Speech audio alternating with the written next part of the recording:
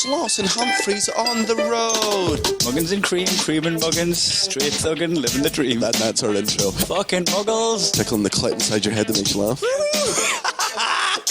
They said it can't be done. Are we in the same seats? That's hack. Ah, muggles. Accidental rim job in the park. Kiss, kiss, kiss. Or am I just being cynical?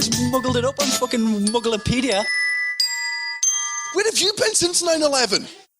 My mam's telling me no, but my dad... my dad's telling me yes. What does that have to do with Muggins and cream? It doesn't. I just thought you'd like a song. I know you miss my songs. Oh, I was going to do one. What's yours? Guess who's back? Back again. One I did in episode 5. Alright, fucking nerd. You're Mugglepedia. It's not Rich Masara. So we're back. Yeah, for those of you that don't listen to the Back podcast. again. Muggins is back. Tell it, Drink some cream. We're We're a little bit giddy. We haven't seen each other in a long time. It's been about, what, 3 months? It's been 3 months, and for the so we've just bumped into each other. Literally, yeah. Like, we wanted to make sure this podcast was as fresh as possible because we've not seen each other in ages. We didn't want to miss out. If you've not recorded this, I will put a boot through your fucking neck. Oh yeah, we missed that gold.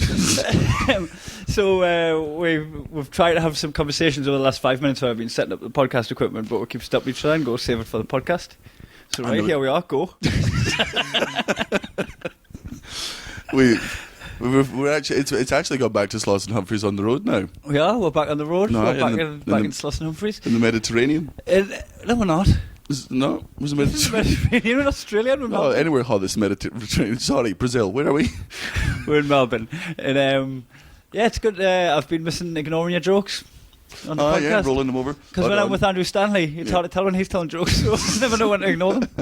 He just has his voice has the rhythm of. Hold on, you might have to pause this because there's Hi, your Gene. There's your mate. Gene's here. So we're going to have a spliff break. Right. We're back. So Gene is here, being Gene and not heard. I was first of all, I want to bring up some stuff that you said on the podcast while I was away. I've just little gripes. First of all, I do have friends all over the world. Well, fucking your hairdresser's not one of them. It's sworn enemy. It's just fluffy. I've just not. Like I haven't seen you for 3 months, but I didn't know you'd be fucking grown in a Kim Jong-un. It's just fluffy up top. You look like a dictator of North Korea. North right in my career. Didn't work because it sounded too much like career. Yeah. We'll edit that out. Yeah, that joke careered to the left. Nah. No. I'm just trying to save you by being equally as bad. By equally, I mean worse. So this is also a perfect example of the differences of lives we've led. It's 12 in the afternoon. You've just asked for a tea, and Jean's just brought me a cider. Yeah, I'm having a green tea. Because one of us has been fun for the past 3 months. I've been fun. Have you? Yeah, I've been spotting strangers on the bench press. Have you even spotted them or helping them lift? There he is. Who's this cutie? Touching his elbows. So yeah, I've just been to Paradise. Yeah. That was good. And I got bit by mosquitoes. All right. Which we mean. The other big news, you mean? Not the mosquito news. Yeah. I got a tan. Well, yeah, you're marrying her. I got a tan as a wife. My tan's marrying us. Aye. I asked her. And she said no. She said no. I asked Natalie to marry us, and she said no. Straight away. To make you laugh. It didn't work. Would have made me laugh harder if she fully committed to it and left you. Well, then you would have just been sat on a she beach. did let us sob for 5 minutes. I don't know why she... No, so what happened is, so the short story is, I give her the ring, and she said no as a joke, because as the legend is told, she said no. Yeah. But do you want to hear the story of how I proposed? Not really, but tell it. They do. Muggles. Yeah. Oh, so how did you do it? Did you cry? Did she cry? Kai. No, I don't think there's any tears or tears. So I've known about this for like 2 months. I knew since New York. So I filled you in. One last time before you got married. Yeah, I was like one for the road. So I've just spent the last 2 months basically like trying to get into shape and trying to buy a ring with cleared funds. Yeah. I didn't want to buy a ring with debt. Yeah. It was Milo asked us, like, in the beginning of 2015, he was like, why haven't you married Natalie yet? It's obvious that they're going to be together forever and ever, IDST. And I was like, Milo, why do you talk like a teenage girl's jotter? And then he drew a heart around us. He just handed you a note. Will you marry Natalie? Yes, no, circle which and pass it back. And the question was valid. He was like, why are you marrying Natalie? And I was like, I've got a bit of a beer gut and I've got debt from living a good life. Mm-hmm. And I just made a decision that I was going to get in shape and out of debt and fucking propose to her. Just so I could get out of shape and into debt again. Just give her the little eye of the storm. I think you've just set the bars too high. Like, had you proposed a year ago when you were a fat, poor mess, like, you could have been like, look, baby, only way is up. Like, we've got the future. Now, just... I rock up with a 6-pack of diamonds. No, you don't get used to this shit. You're like every iPhone, you've got, like, planned obsolescence. Like, it's brand new and it's improved, but it's only going to be this for fucking 6 months. Then I'm just start going to run really slowly. The new iPhone 6. I'm going to start running slowly because of my big fat gut. More of a waddle. So you proposed to her in So, like, Taiwan. I was just a proper fucking square for 2 months, getting my head down, going home early, eating my greens. Right. And then we get to Thailand, and I didn't set anything up for the proposal because, like, I didn't, like, she was getting there before me. Mm-hmm. I didn't get to scope the place out. I just thought I'm going to put the ring in my pocket and wait for my moment. I don't know if you've noticed this, Daniel, but I wear very tight shorts these days.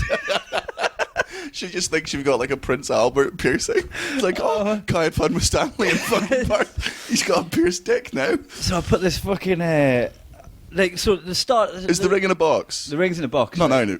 Well, it's not now. It's Right, on her finger, unless she's doing the school run. I'm just trying to pick up a dill.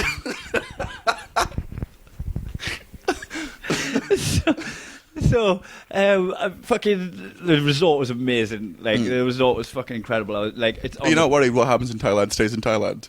Well, we're not married anymore. We're not engaged anymore. So, I tried to set up like the perfect day where I was just like, oh look, you can get like this couples fucking massage treatment thing where it's like 2.5 hours and it's jet lag therapy or whatever, where you get fucking exfoliate and scrub and a massage and a hand job. Well, and like, would it not be awkward for her watching you get tossed off? Just making eye contact with her while I'm getting jacked off. Fucking William Marriott.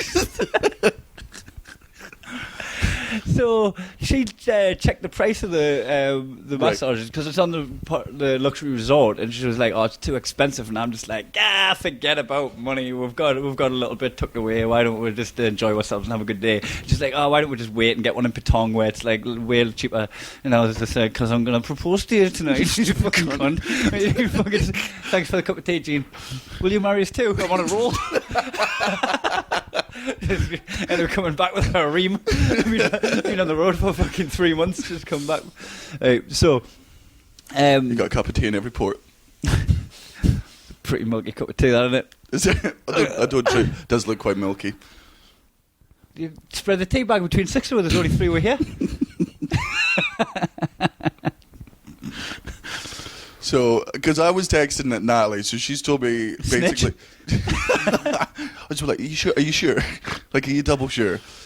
And she was told me that basically she ruined every single proposal attempt you had. Yeah, so this is the first one, right? So the first one's I tried to set up that we'll have a massage because we've been fucking travelling all day, and she proper legend as well. She went straight from a session to the flight. Like, got an Uber straight from being on it to getting the flight through. So it was like, I arrived late that night, so the next day I thought if she has this spa day, that'll put her in good stead for a proposal. Try and butter her up with someone else's hands. And literally butter her up. Hey, could you butter her up for us? I'll give you a few quid. And she was just like, all right, mate. I can't be asked. I want to spend the rest of my life with her, but not marrying her, not massaging her even. So she fucking put the kibosh on the idea of a massage. All right, said no. nip that in the bud. She was like, nah. And then, later on that night, we'll get ready. I put on all my new threads, looking slick as fuck, looking fly as a motherfucker. Right? I put the ring in my pocket, and I don't know why, but it just felt like impossible to keep her away from the ring pocket. It was just like she was like a fucking magpie. She could just sense.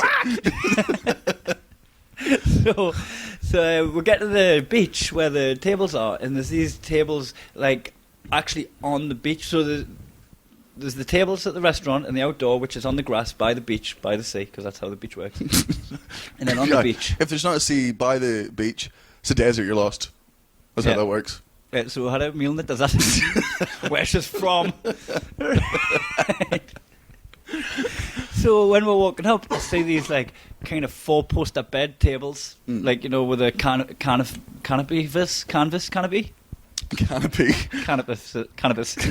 I was high. That's what I'm trying to tell you. So there's these like fucking luxury tables, these romantic tables, and they've got like fucking lanterns hanging off them and shit, right? I was just like, they're the tits, let's get one of them, right? So Natalie was like, oh, you'll have to book them in advance. I was just like, but there's some available, so let's just see if we can book them in advance for now. So I went up and asked, and I was like, can we get one of them? And she was like, you need to book in advance. I was like, hey, how about I book one now for now? She's like, let's go see my boss. And I just really wanted to pause time and just like show her the ring. And then she come back and just goes, nah, you can't get on. And, but while she's away, Natalie's just trying to like cuddle up, like just cuddle us, like hold me. But I've got this big bulge sticking into her, so I was trying to like put that in front of the ring box.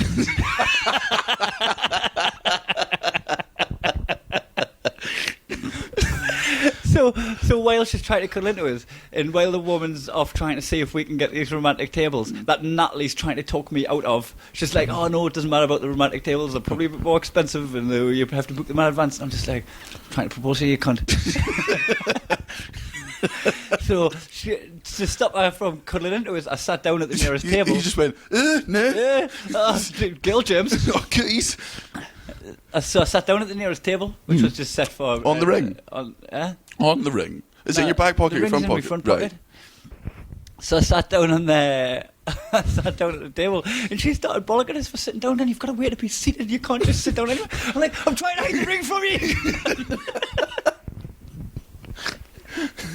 So anyway, the wife comes back and went, nah, you can't have that. Get the cheap seats. Get the cheap seats for a big day.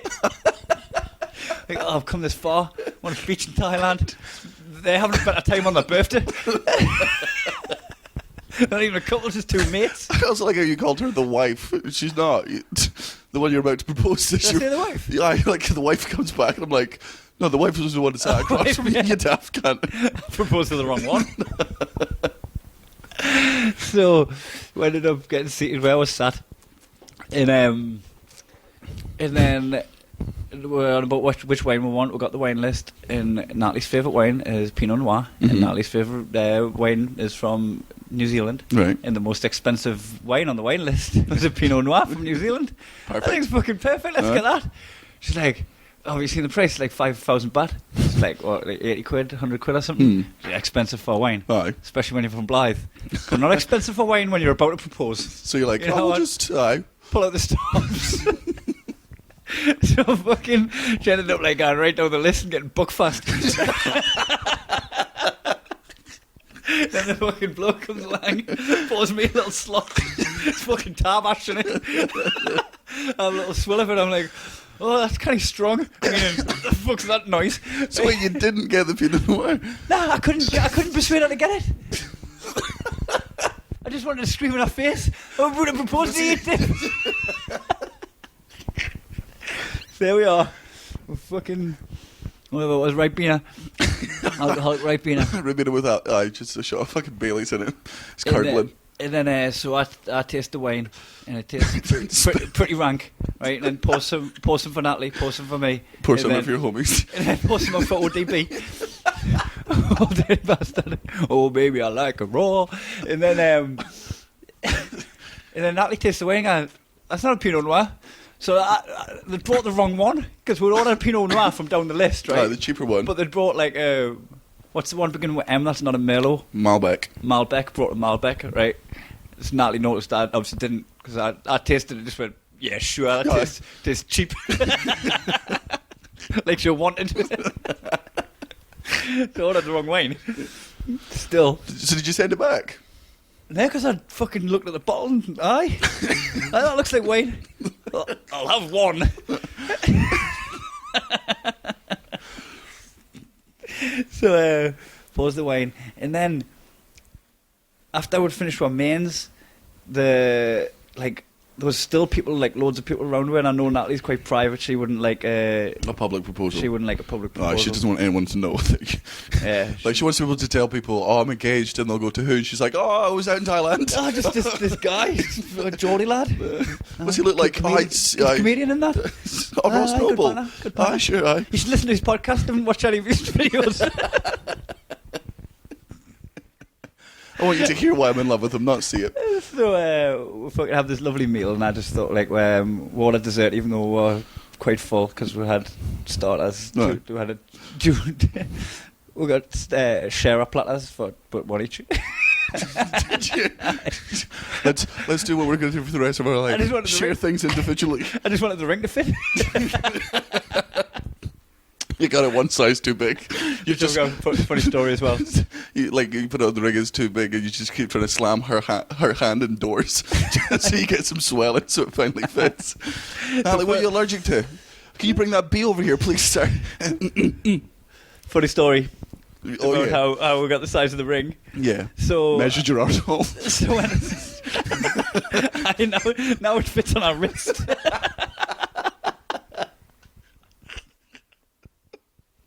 I got a wedding bracelet by accident. A can clip.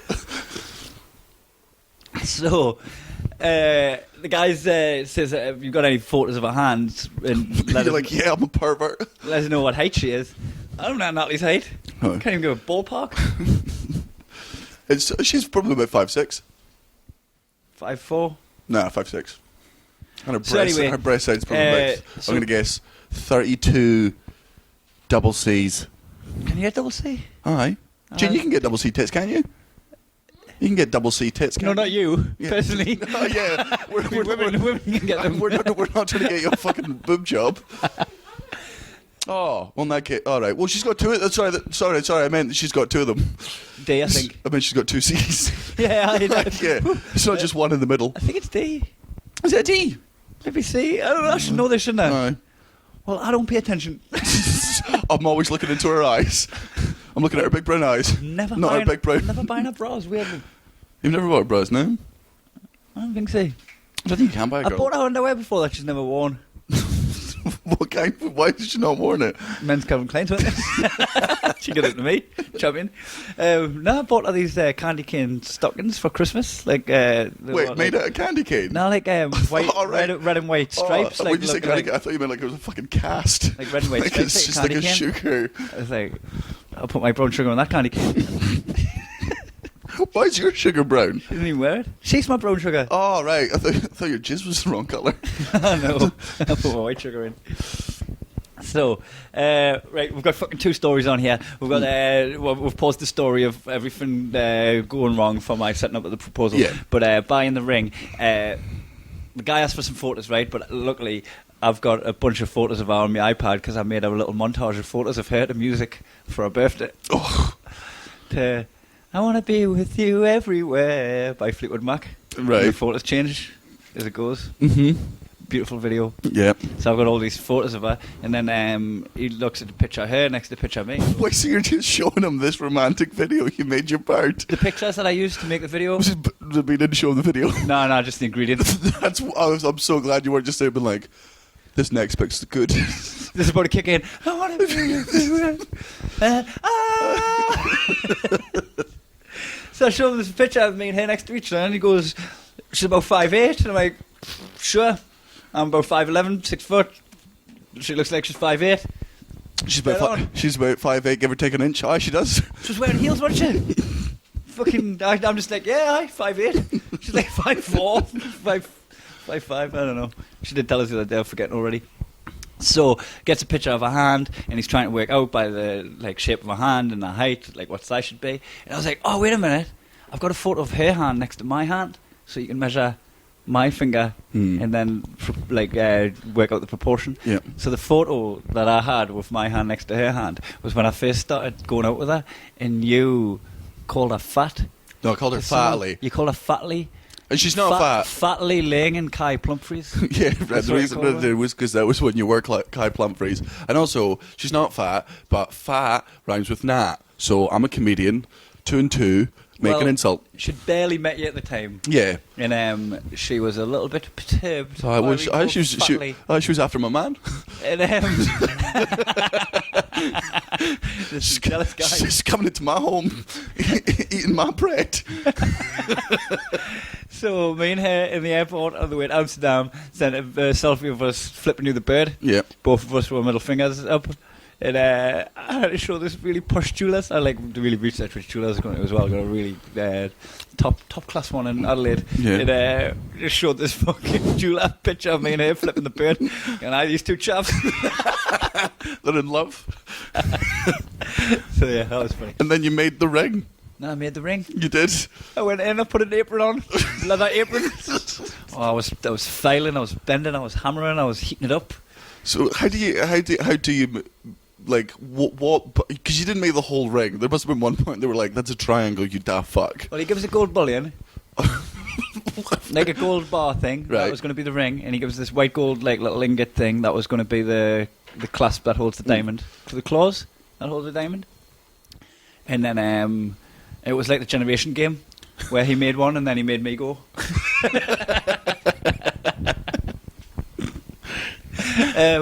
So what we would do, we had like flatten it using this machine. Yeah. Where you wind it and then like flatten it again. So instead of like flattening it all at once, you do like little twists. And then I think we put it through this bendy machine. Is that the official name of it? Yeah. The bendy machine 3000.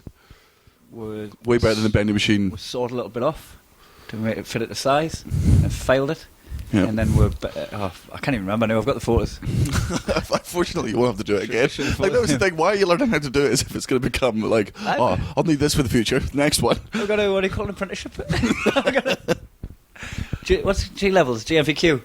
GNVQ jeweler now. What's G levels? GNVQ. What's GNVQ? It's like, you know, when you do A levels, it's a GNVQ, not when you do it like with a bit of an apprenticeship where you're doing like hands-on labour as well as learning. What the fuck would I know about labour? Or learning. So you made the ring. I made the ring. Big diamond? Did you pick the diamond? Yes. How? Made sure it was a blood one. So what happens is you're in a budget for what diamond you want, and then you'll get like a selection of diamonds, and there'll be like a colour. So muggly. It really is. I can't wait to hear my muggle corners for this week. Oh shit, you wrote some? Aye, I know the dad jokes. I've made some notes of muggle corners, but I've got no dad jokes. Oh, but we can pause and let you do some dad jokes. So the diamond's got like 3 qualities to it. One's the size, one's the colour, and one's the clarity. Mm-hmm. So if you go big and you're in the same budget, you go bigger, you're going to lose some of the clarity or you're going to lose some of the colour.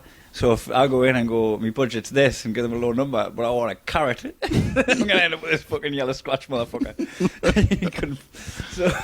So you've just got to have a bit of compromise. If you go smaller, it's going to be clearer and whiter. If you go bigger, it's going to look a bit shitty. So yeah, I got half a carrot, slightly impaired, which means you can see imperfections under a microscope, but not. Oh, just like her.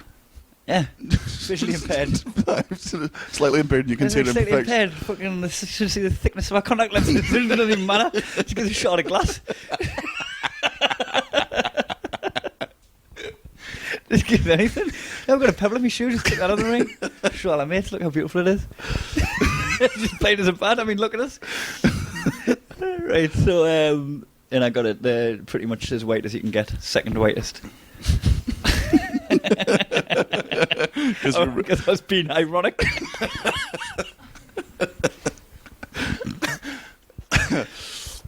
So you made the ring. You're sat at the table. So I'm sat at the table. You got your little shitty ball in my pocket, ringing me with that.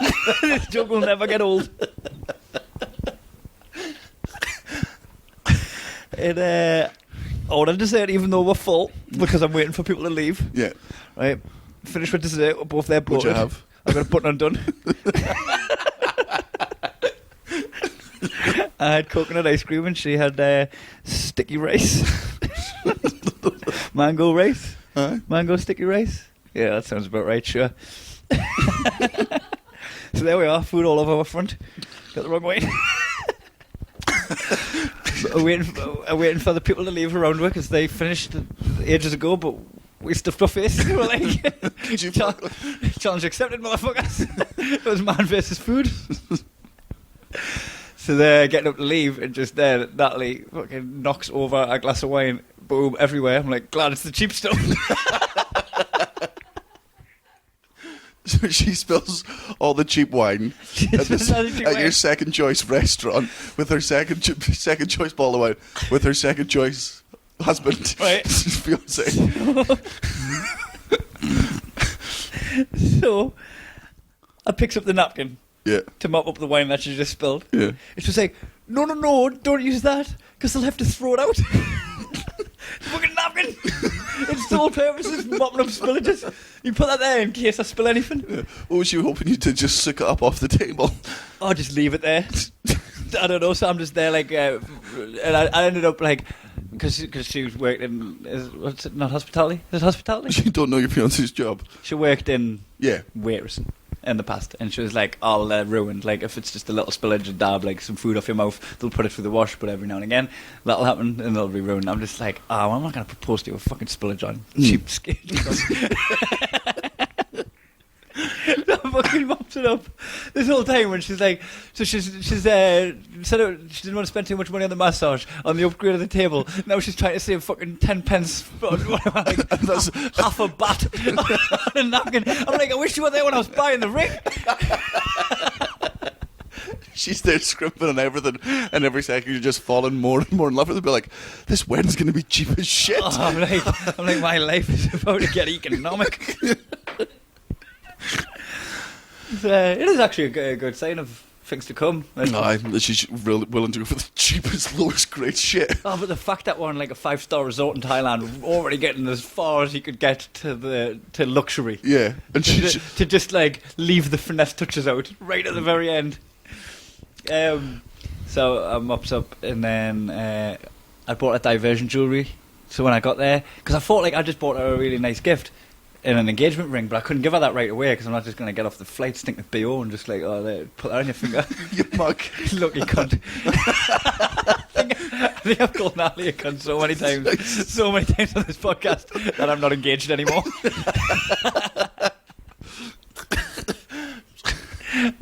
I don't mean it, baby. I really love you. That's him talking to me, Natalie. I didn't realise the mic was still on, actually. Oh God, I thought I'd paused it. So we could kiss. Gene! Oh, sorry, for those of you that can't see the podcast, which is all of you. Except me. Gene just brought me another cider. Yeah, I mean, I will drink it. What time is it? Because my watch is wrong.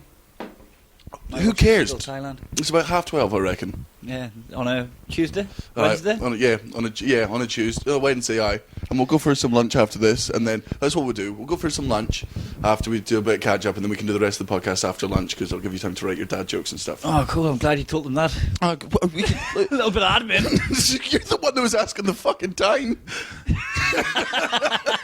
I'm sorry you got bored during your own fucking proposal story, fucking yawning halfway through the most magical moment of your life, allegedly. Oh, am I nearly done? So, I mopped up the wine. Aye. Waited for everyone to leave, and then I give it an extra 5 minutes, hoping that someone would come along and clear up my dishes.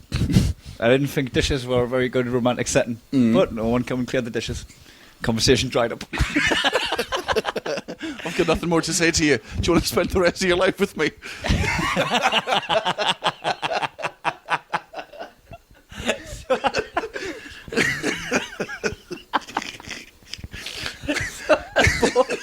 I bought a diversion gift, right? I bought her this necklace and bracelet that was fucking really nice. Like, to the point that... A bracelet that was measured off the size of your arsehole. Yep.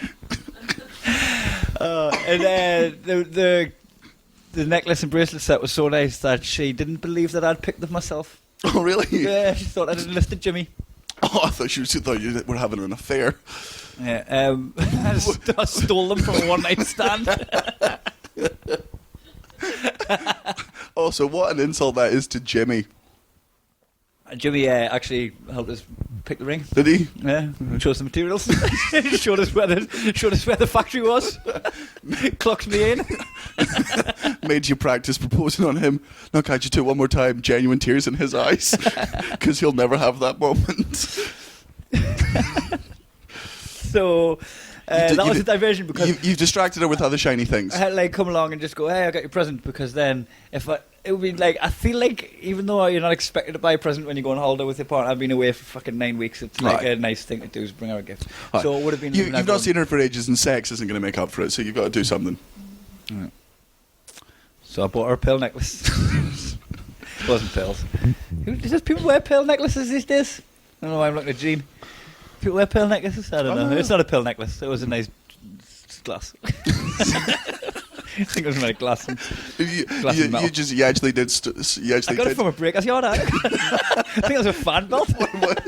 You got one, and you just stole it from Nick Cody, and it just says Crusher on it. It's a Crusher necklace. So I went, I bought you another gift. And then she went, have you? I went, yep. And then I got the box out of my pocket and handed it to her, because I had a box. I was like, oh my god. Wait, you didn't get down on one knee? No. Doesn't count. You didn't get down on one knee? I got up on 2 tiptoes. To kiss her. I got up on the yellow pages. held up some mistletoe. Wrong tradition. I didn't get down on one knee. You didn't get down on one knee? I just think there's something like, a marriage is like an equal relationship, isn't it? You're getting into a partnership, not a fucking, oh, please. Yeah, that didn't say get down on 2 knees. I wasn't saying you were grovelling. Why do I have to crawl up to her, though? No, you do. You don't start like far away on one knee and then like crawl to. I've been doing lunges. I've got sore quads.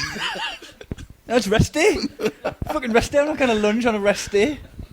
Sounds like you skipped leg day on your fucking engagement.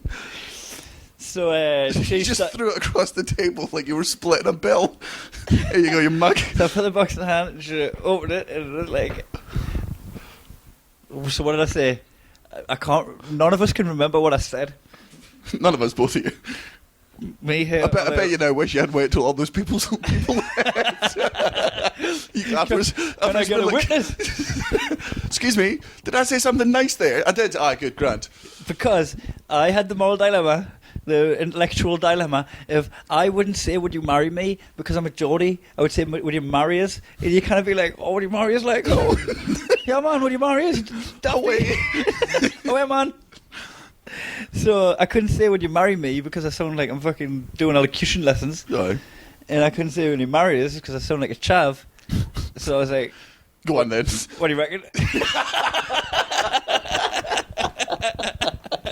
And then just stood up and showed her, and then just showed her what you got. What do you reckon of this? You want to keep it forever? You want this dick? You want to keep putting this in and out of your mouth? Still deaf to his balls? Even sometime after? Dirty.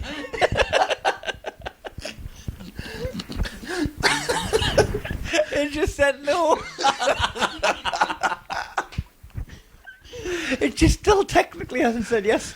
She said she was joking when she said no. But she didn't say the words yeah. I don't think you're engaged. You didn't get down on one knee. I think I've been robbed.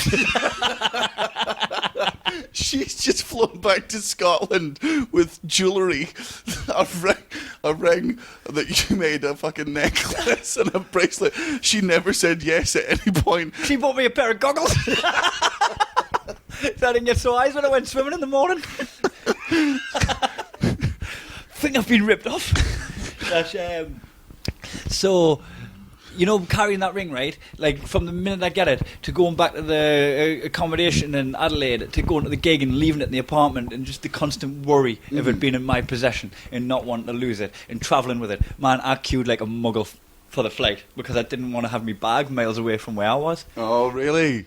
That's oh my God, she's made you a muggle. She fucking... Mate, I have been muggle every step of the way on this. There's no way to get married without being a muggle.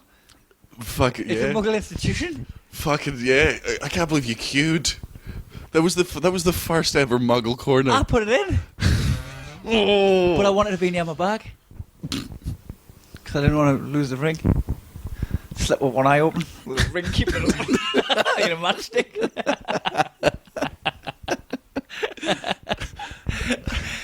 So I carried that around, right, like for 3 days. It was a couple of days before. You didn't just leave it in the hotel. Full travel day. Oh no, sorry, the traveling, right? So it's a full travel day. It's in the accommodation, so like I'm fucking double checking the doors are locked as I leave, fucking everything. Like constantly worried about this possession that I have, right? And then when I hand it to her, I was like, thank God for that. At least I don't have to carry that around for the rest of my life. That would be a treacherous existence. Oh, so. And do you want to hear something else ugly that I did? Oh, of course. I asked her dad. So obviously Gene's gonna cry. What a fucking muggle. Gene, you would bawl if you heard the letter. Oh, do you have the letter? Yeah, because you had to email. Not like an email. Do you have it?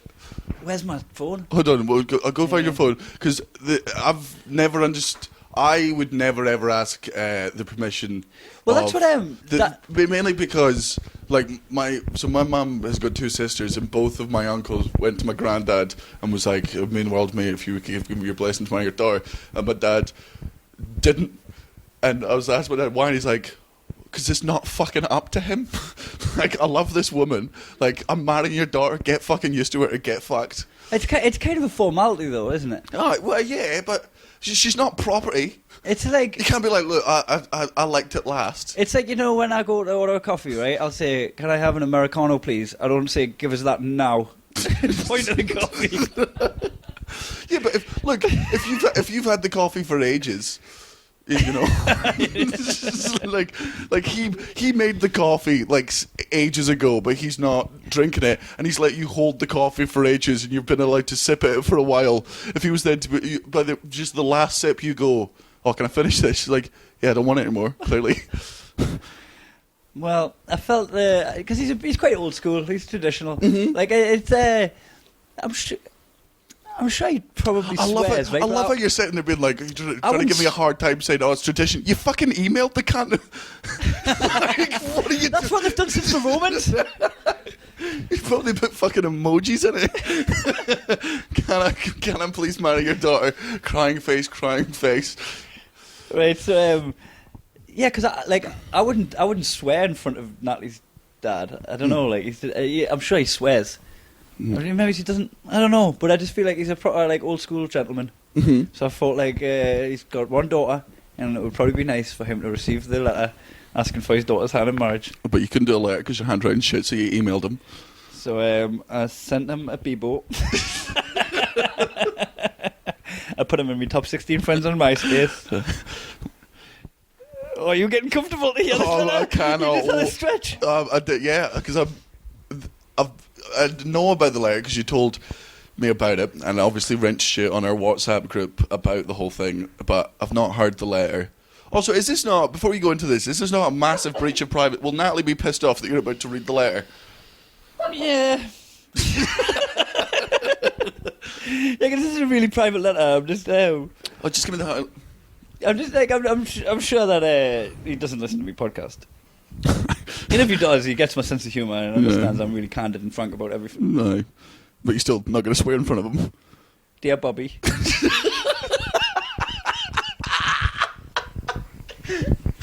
You couldn't even call him Robert.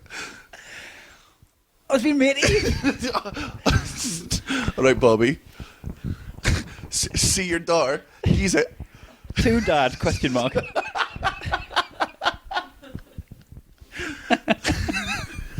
Will you adopt me? Hold on. Can I ask, what was the subject title? What was the subject? FWD : You should write this.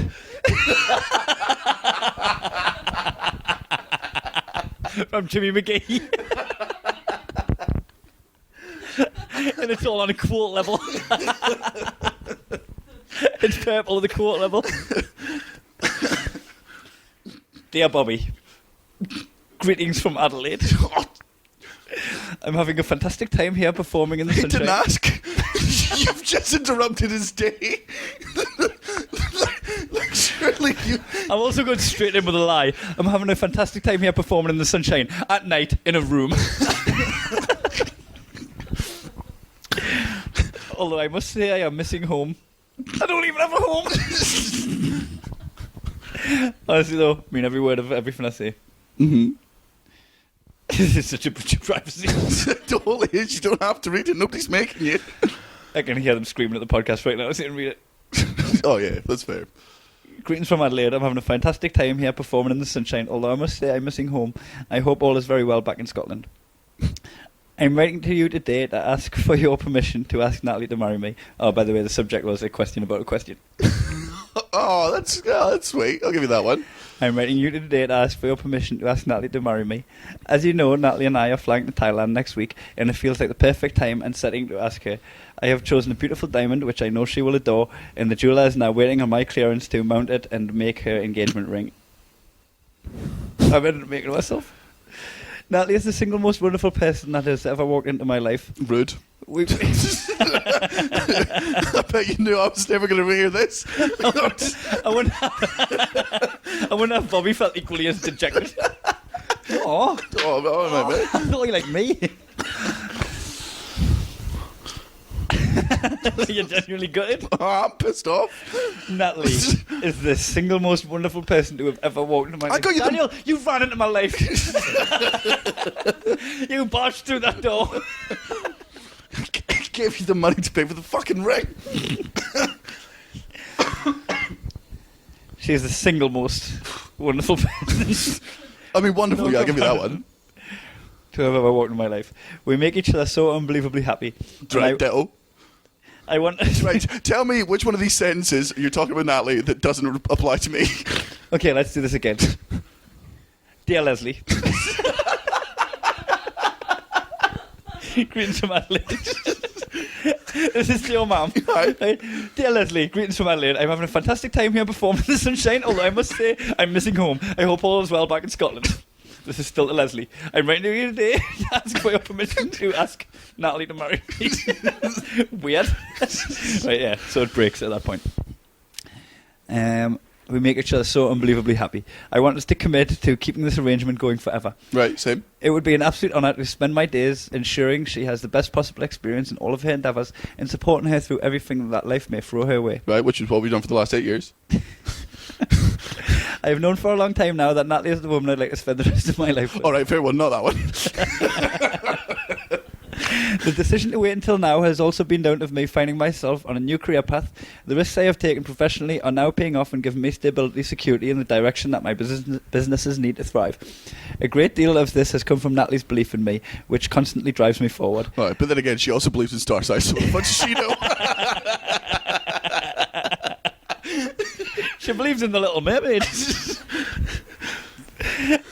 I feel confident that offering her marriage would now be the offer of a true partnership. I'm very lucky that she appears to love and accept me regardless of however my career may have worked out, but I held out to offer her what she deserves rather than what she would accept. If it helps with my sales pitch... No! I feel I could make excellent contributions to many a Christmas jigsaw puzzle.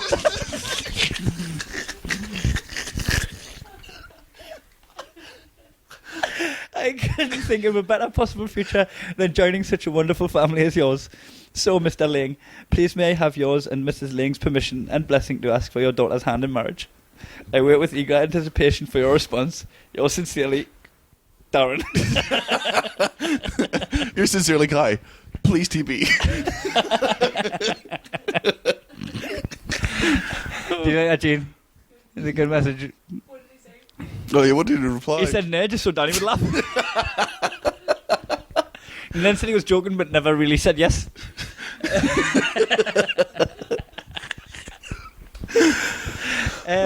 He said it was great timing because Celtic had just equalised. Rangers had just equalised against Celtic. He's a Rangers fan. And he was like, he was positively buoyant because of the result. So if they'd lost, you would have been single. I think so. Oh, well. So I was thinking what I could have wrote. Mm-hmm. To whom it may concern. To Sir, oh madam.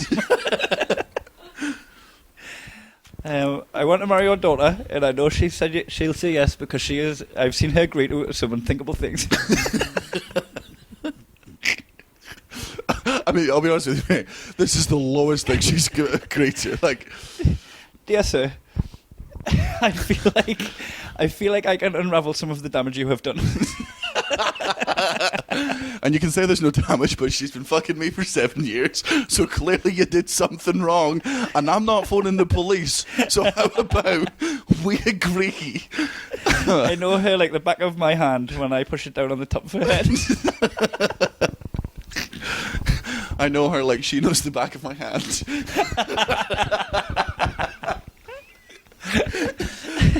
P.S. Could you tell me her name? I feel like I've known her too long now to ask. I just know her as Sugar Plum from when we met at Spearmint Rhino.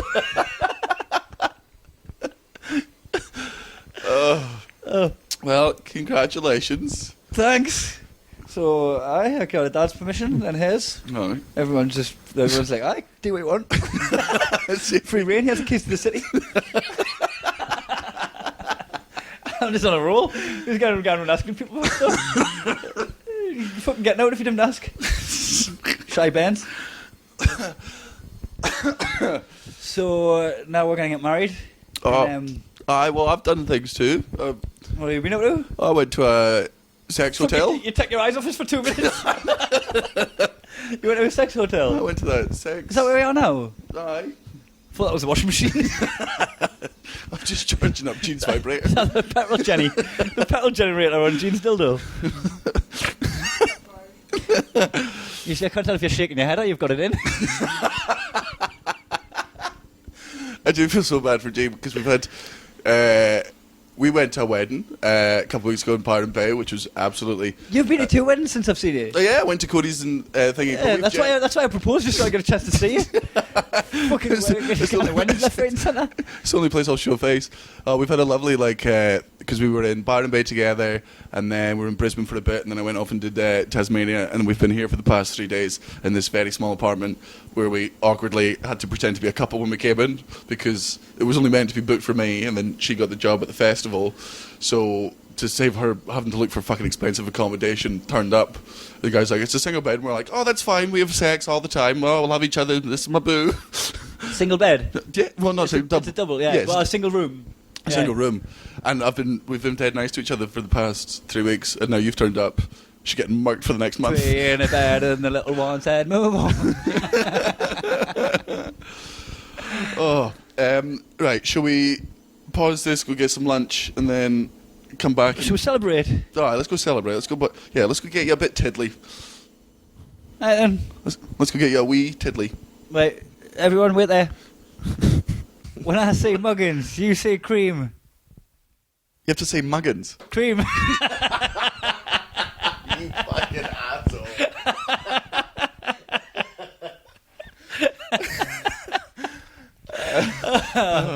We're drunk. Oh, we are. We went for lunch. What did we get? It was like some fucking Greek answer to a mojito. What, the kebab?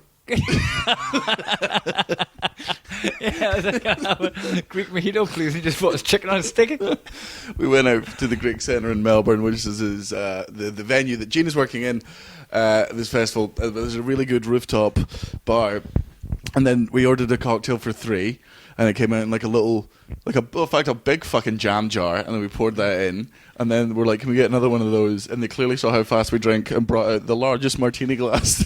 It was a fucking super martini glass. I felt like I'd shrunk. Yeah, and just put 5 straws in it, even though there's only 3 of us, because I reckon they were like, God, I hope these pricks have some friends that are arriving, because if they drink this all by themselves, we might have a problem.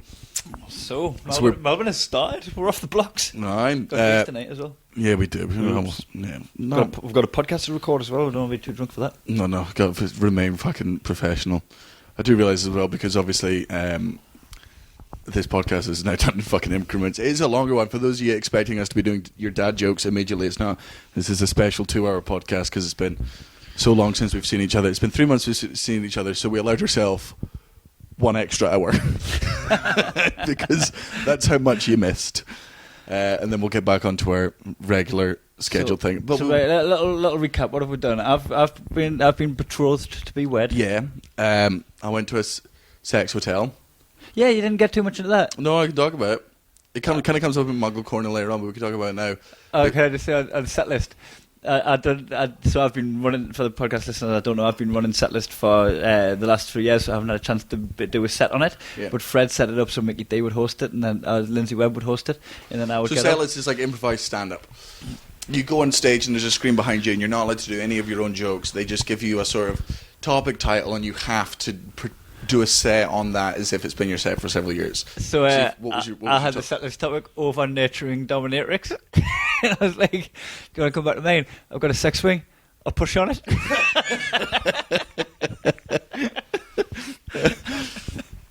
I hadn't done it for years. I was like, It's the only time I've ever I seen was really nervous before I did it. any comedian, regardless of how long they've been going, when they do set lists, there is always just a little bit of nerves because you've got. As a comic, normally, the reason I don't get nervous before I go on stage is because I know my jokes are good. I've done them enough times and that's not in an arrogant way. I've told these jokes 100 times. Yeah. They've gone down well 98 of those times. When you get the hang of a good joke as well, you know how to recover it if it starts going sour. So you know how to like. You've got the punchlines to fall back on. You know how to you know how to repair it if you realise how you've set it up wrong. Anyway, so with set list, you just saw the fear of the unknown. But I went in like over cocky, like Lindsay Webb come up with this before. He's like, "You went, are you gonna smash it?" And I was like, "I mean, I'm here anyway. I might as well." He brought us on and I had a great one. It's like, phew. When I come up, I was like, I'm glad that went well because when I was cocky at the beginning, I had no confidence. I had to do the Melbourne Gala last week, and it's going out soon, the Oxfam one. I was told to do my gay penguin material on it. I've done it on Conan. I didn't want to do it, but I was advised by my behind the scenes people. They were like, it's a good routine. It's gay marriage isn't legal in Australia. It's a story and it's a great joke. When's someone going to explain to Australians that all marriage is gay? It's so gay. Like, yeah, that's the thing. All marriage is gay. Like, and that's not homophobic. I just mean in the sense that, look, what? You want to invite all your friends round? You want to invite your girlfriend's dad round to watch you kiss her? You want to really grow up? You want to really plan it? Oh. You want to put so much effort in. Everyone dresses nice and smells good. Everyone comes in. I just want all my friends to come round, and just so they can listen to me tell the person I love how much I love them. All marriage is gay, which is why it should be illegal across the board. I was telling you in the elevator as well about Natalie saying no as a joke, about how I'm going to long play that, and then when they go, "You may kiss the bride," nah. So I'm on and the gala's great, but it's like a 3-hour fucking record, and I'm on dead last. Like, I'm headlining the gala, which is not what it is, but I am. Like, it's just they put you in an order, everyone does 4 minutes each, but I was on last, therefore I headlined the gala. So everyone else can suck a dick, I headlined the fucking gala. Subordinates. Yeah. All my support acts were great, but by that time the audience is very fucking tired. But what's worse is I go on and I do the joke, and it goes great, the audience were great, and I was great, but there were 20 comics on that bill. 9 of them had done stuff obviously mentioning gay marriage, and it's illegal in this country, which is great. And but you by were the forced to do material about it. So but by the time I go on, I'm like, isn't it weird that gay marriage isn't legal? The audience is just at that point, it's like, we know, we get it. What a surprise, a liberal comedian. No, yeah. At that point, I think the best thing I could have come on and been like, look, do we trust them to get married? Are we not worried? Because people always say the thing about gay marriage is it the way the bigots argue it is it'll ruin marriage for everyone else. And you know what? I'm inclined to agree, because I've been to a gay wedding and it's way better than the straight ones I've been to.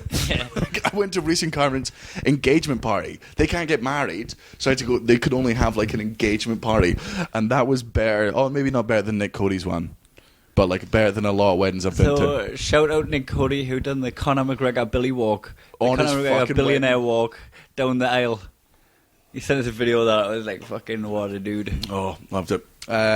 So for those who've not listened to the podcast before, I was going to tell the sex dungeon. Yeah. So obviously you won't remember this because you've been in a relationship for 7 years, but there's a thing called regular sex with other people, where you can just have fun. Like, we all agree sex is fun, and you've decided it's only good with one person, which is a weird concept to take, but well done. I mean, I've suggested to other people too. But yeah. Whereas I like having sex with... she just wants other dudes. selfish. Oh, gay. Greedy guts. Her pussy's bigger than her belly.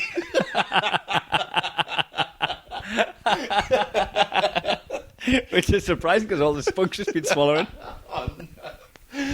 Oh, I mean, if this is the only podcast your in-laws listen to... Natalie, stay engaged to me. Please. All right, Natalie, please stay engaged to him. I don't want him back. I've been with him for 4 hours. Only like him in small doses, which is, I guess, why you fuck him. And about that dose, you might want some antibiotics. So, there's a girl I met. She'll remain nameless, even though she won't mind. Like, she listens to the podcast. I know she listens to the podcast. She's fine. We're just friends with her. Hi, Barbara. Oh, man. Can you imagine saying the name Barbara during sex? Oh. There's some names that you can't... Oh, Barbara. Oh, yeah, Barbara. Can you imagine, like, being a chicken fucking a guy called Dazza? Oh, give it to me, Daz. Take off your bar, Barbara. Bra, bra, bra, bar, man. Take off your bar, Barbara, man. Take off your bra, Barbara, man. This podcast is such It's gone to shit. We shouldn't have went to lunch. We should.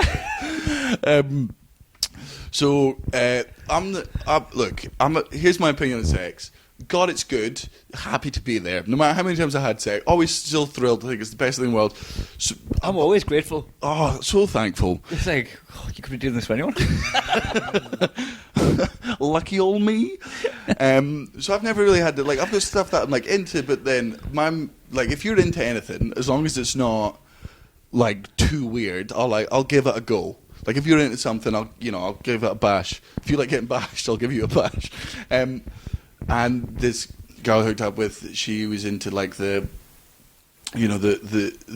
sub-dom thing, which I didn't understand what that was. Sub is submissive, dom is dominant, and it's like one of you is like dominant, one is submissive. And she was like, "What do you want to be?" And I was like, I got tied to a bed once and I nearly kicked the girl in the jaw because I've got serious trust issues.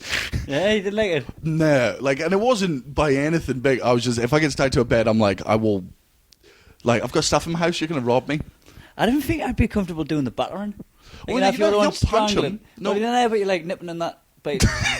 Nipping? I had Chinese Ben that. I give him a wedgie. Oh, Chinese Ben is on the podcast. Yeah, I gave her a wet willy and then she gave me one.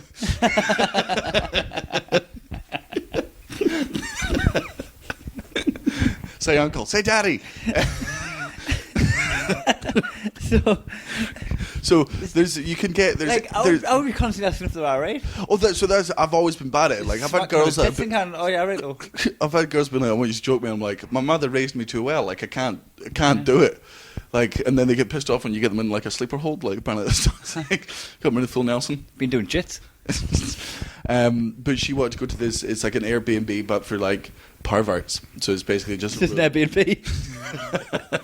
And it had all the and we go in there and like already the second we walk in there is a level of like kink that we're not comfortable with. Like, we're like, oh look, there's like a bit where you can tie you down. That'll be good. That dildo's got a bayonet. That dildo's got another 7 dildos attached to it. There was one point we walked in. There was a dildo on a. Oh no, it's a spider. I forgot we're in Australia.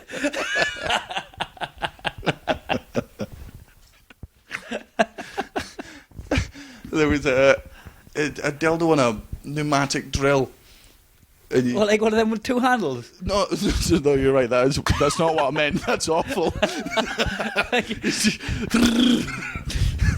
No, like, I don't know what it is. It's just because like a pump action, like a big one. Yeah, a big old one. And there was like ones where it was like clearly gas masks that you like fart into. So immediately the second we walk in, we're like, straight. Yeah, like some people are into being farted like in some people haven't smelled my farts. Just Natalie would die. I've got free chilies on me when I'm like, if you fart in anyone's mouth, they're gonna have wet lips. Oh, I had a clonic investigation. Oh yeah, you got fisted. Irrigation. Clonic interrogation. Singing like a canary. Where's the watch? It's in deeper. Oh yeah. So why? I just want to wash. On the insides. I get washed on the outside all the time. 33 years, I haven't washed my insides. Yeah, but that's what your insides You're do gonna stink. naturally. No, the opposite. Fills it with shit. Yeah, but then pushes out naturally. So what did they do? Put hose up your bum? Well, you do it yourself. What? So why'd you go into the shop? Well, I was in the shop. It was just a dude's garden. I ruined his kid's birthday. But that's what your arsehole was like a dog snapping at a sprinkler. I remember. I was still out from the night before. I climbed out on the fence. He was like, "Here's the clown." Next thing you know, there's kids crying. There's a hose pipe on in the neighbourhood. Hosepipe bad means I'm not like there. So I went in. So this is like a new age one. Like so the old bollocks. The old one's like a fucking the woman stays with you the whole time and fucking I mean could be a bloke, probably a woman. You know, I feel like it'd be a lot more comfortable about getting the clonic off of a bed. I don't think at any point. I don't think I gender know matters. equality's in there, but there's some jobs where you just think I'd much rather have bed was stay there. I just want a bit of bedside manner. Yeah. I want some fucking dude. I also think that applies to women. Like, I don't think it's like normally you'd be like, and women probably want a man doing it. And like, nah, you probably don't. Yeah. Like, you definitely don't want a guy. Like if a woman mechanic come to sort my car out, I'd be like, oh, she clearly knows what she's doing. Oh yeah, because to get where she is in that business, yeah, the same she must be the fucking best. The same as if there's a doorman that's like 5'6", you're just like, he's hard as fuck, because he's been against the odds to get that job. So, but yeah, like if, in that situation where you need a little bit of bedside Any manner, white like Olympian. a woman's touch. Yeah, white man, 100 meters. You're like, you have went the extra mile. Wow, Jesus. I mean, you were probably on steads actually. Also, if you went the extra mile during 100 metres, you missed the point. And he gets to the 9.6 seconds and he's still going. Greg! Greg! Stop! Where are you going? He's so cold, Greg.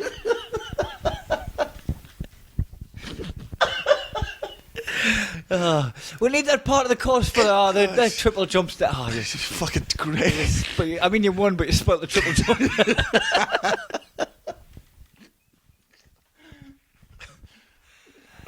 So, Clonic. So, you go in, right? Basically, the way she put it was... Up your bum. Sideways.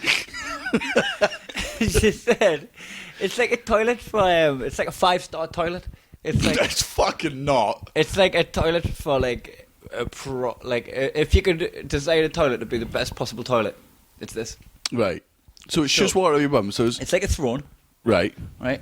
And it's got like this toilet seat, but you're like kind of sitting in an incline. You're not like lying on your back and you're not sitting up straight. Right. But you're sitting incline. And then there's like It's like how far an airplane chair goes back. a bit further. Oh, thanks for the noise. A little like if you're allowed to recline it while it was taken off. But they don't let you do that. No, sounds. One or the other. Hmm. Right? So you can recline it while it's taken off. It's about that, right? That recline. And you put it up yourself. You put this little pipe and it's tiny. It's Right, little than my little finger. but it goes up your Up your keister. up your keys to me, too. So she's like, you got to put that up your bum. And I'm like, is that it? Why am I spending all this money? Have you not got anything bigger, please? You know, like put a If I cough, this is gonna fall out. put a funnel on it. You have the white end in my arsehole. Hey, look at one of them pumping ones from the dungeon. So you climb on, and then she turns the gas on. Out of the water. It's like gravity fed. It's not a pump. Right. It's gravity fed. And so it gans up your butt, right? And It's just water. the water's flowing gravity flow, so it's not much at all. It's just like a kind of slow trickle, and it fills you up. And then you get this urge to Spew. out your bum. Oh, Poo. this is for any doctors listening. Bum spew. But you're there and you're a little bit like, oh, should I let it go? Should I not? Should I keep So on it? wait, you're like you're beer bonging. Yeah, bung in your ass, right? And then your ass just spews like proper whiteys. Like, yeah. Everything comes out there, all the poo. The first, like, you know, the first wedding ring you bought Natalie that you lost. Oh, there's a condom full of backy. Condom full of backy. You don't need to smuggle back. You're only allowed 50 cigarettes in Australia. Just smuggle an extra 2 packs. Oh, there's 2-pack.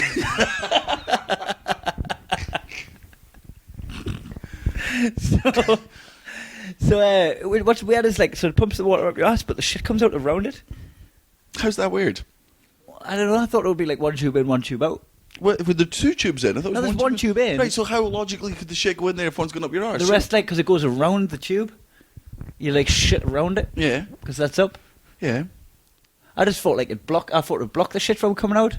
I thought it was just going to fill us up, but like, oh, it's going to come up my eyes and ears.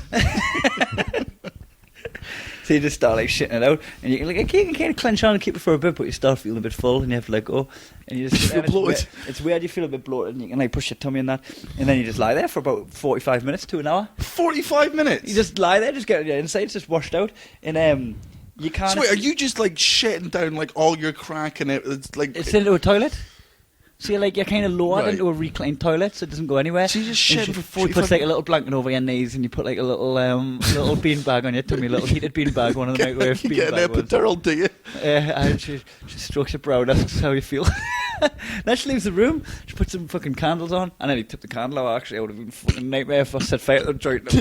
I did, because I reached for me water. I mean, because and you would be the only thing that could put it out. Just fucking fire and water out my ass, the candle. So you can look down on the floor. There's the pipe, and you can have a look. It's up to you. So I guess it's not everyone's cup of tea. Like to have a look. But you obviously did. Oh, fuck man, I was taking videos, Snapchatting it to my mum. I'm just watching how the fucking floaters go. Bits of Lego, 5 pence piece. There's a knife. I was wondering where my shoelace went. Your pacemaker. Oh no, it's gone too deep. My lung. Oh, my tooth. my mouth's bleeding. Mouth's bleeding after such a tooth float by in the pipe.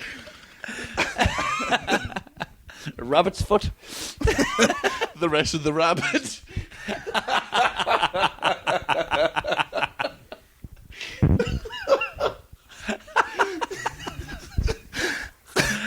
So right, so fucking 20 minutes gone by, right, I'm watching all these actually look like rabbit dottles. This is like little dottles of poo. What do you mean dottles? Dottle, like a little rabbit dottle. Like a little bean poo. Oh, a little like coffee bean. Right. A little rabbit poo. Who calls them dottles? This nigga. Leaving it in.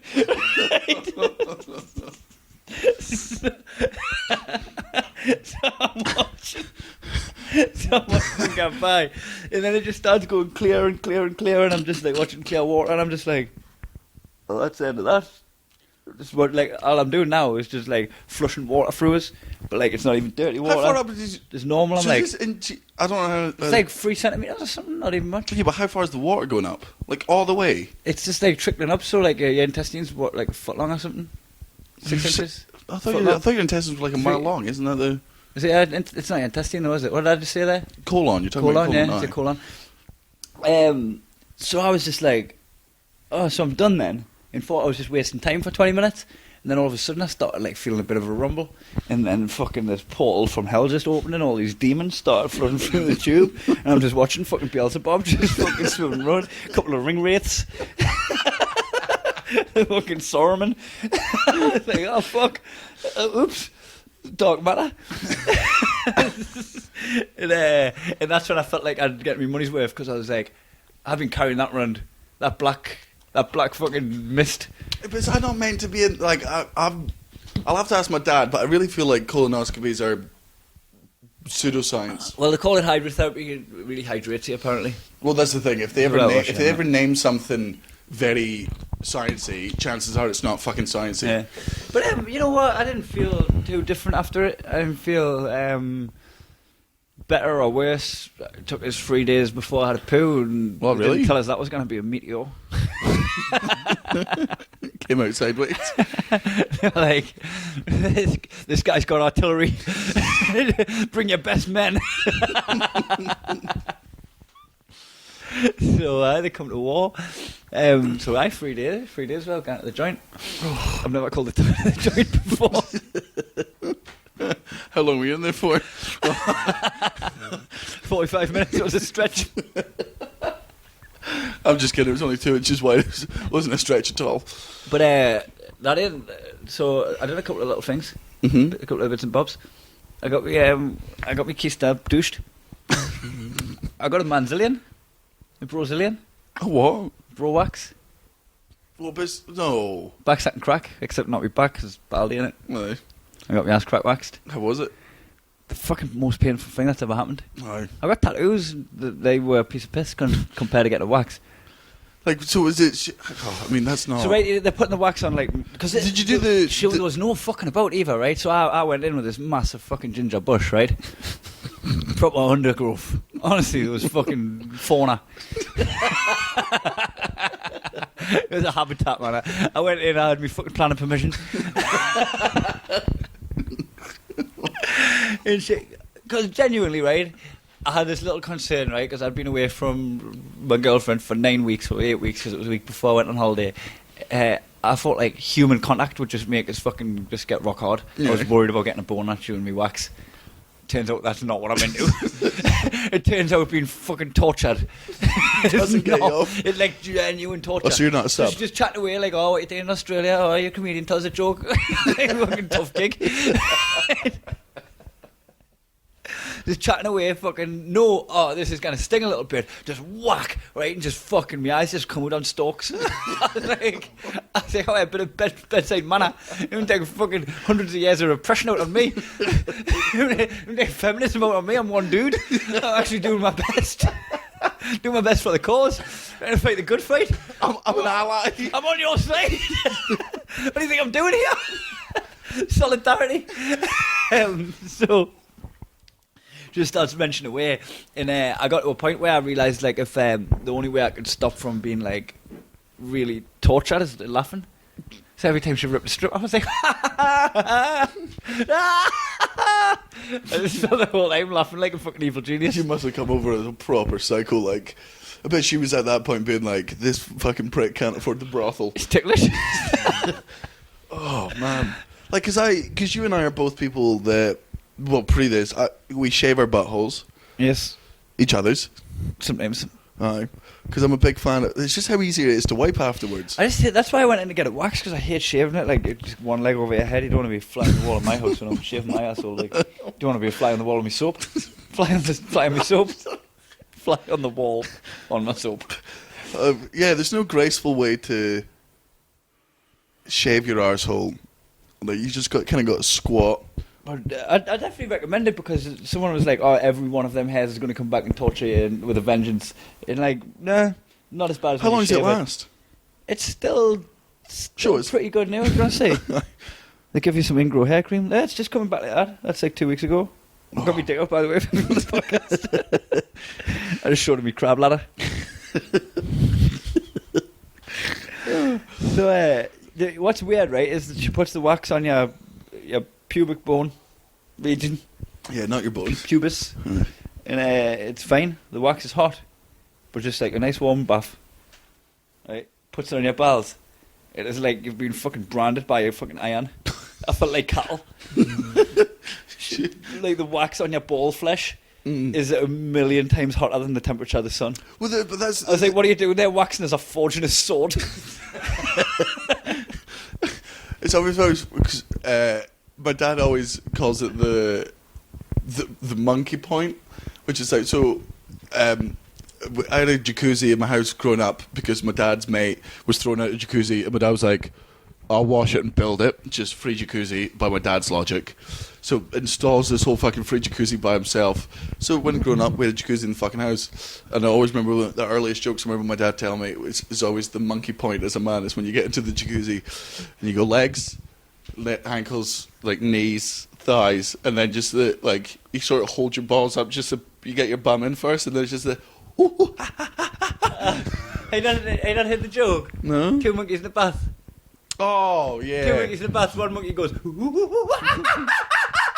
the other one goes, we'll put some cold in. No, or the other one is Bill and Ben in a jacuzzi, and Bill says flub dub dub dub, and Ben goes, is that you?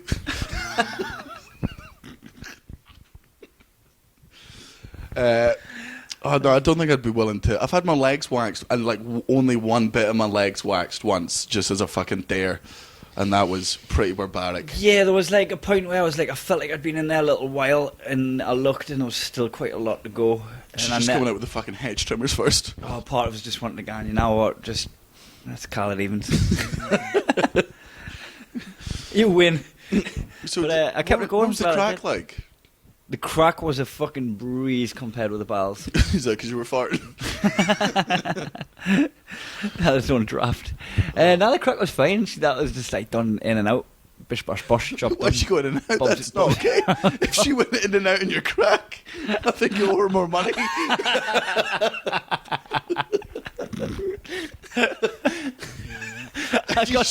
I got a backstacking crack with a happy ending.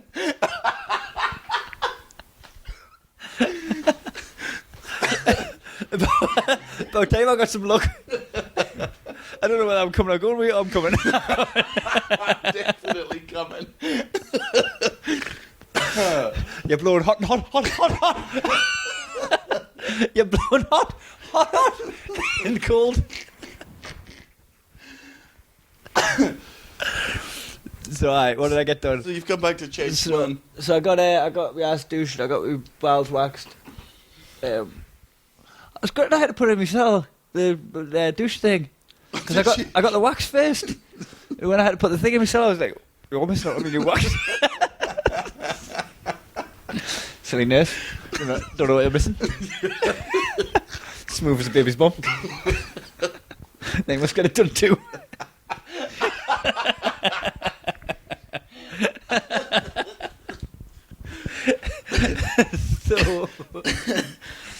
So I got a tie with your candle. That's definitely pseudoscience bollocks. Well, I think so, but Explain to the listeners what a tie candle is. So I'll tell you the coincidence. It's like a candle with a small. A candle with a really small wick.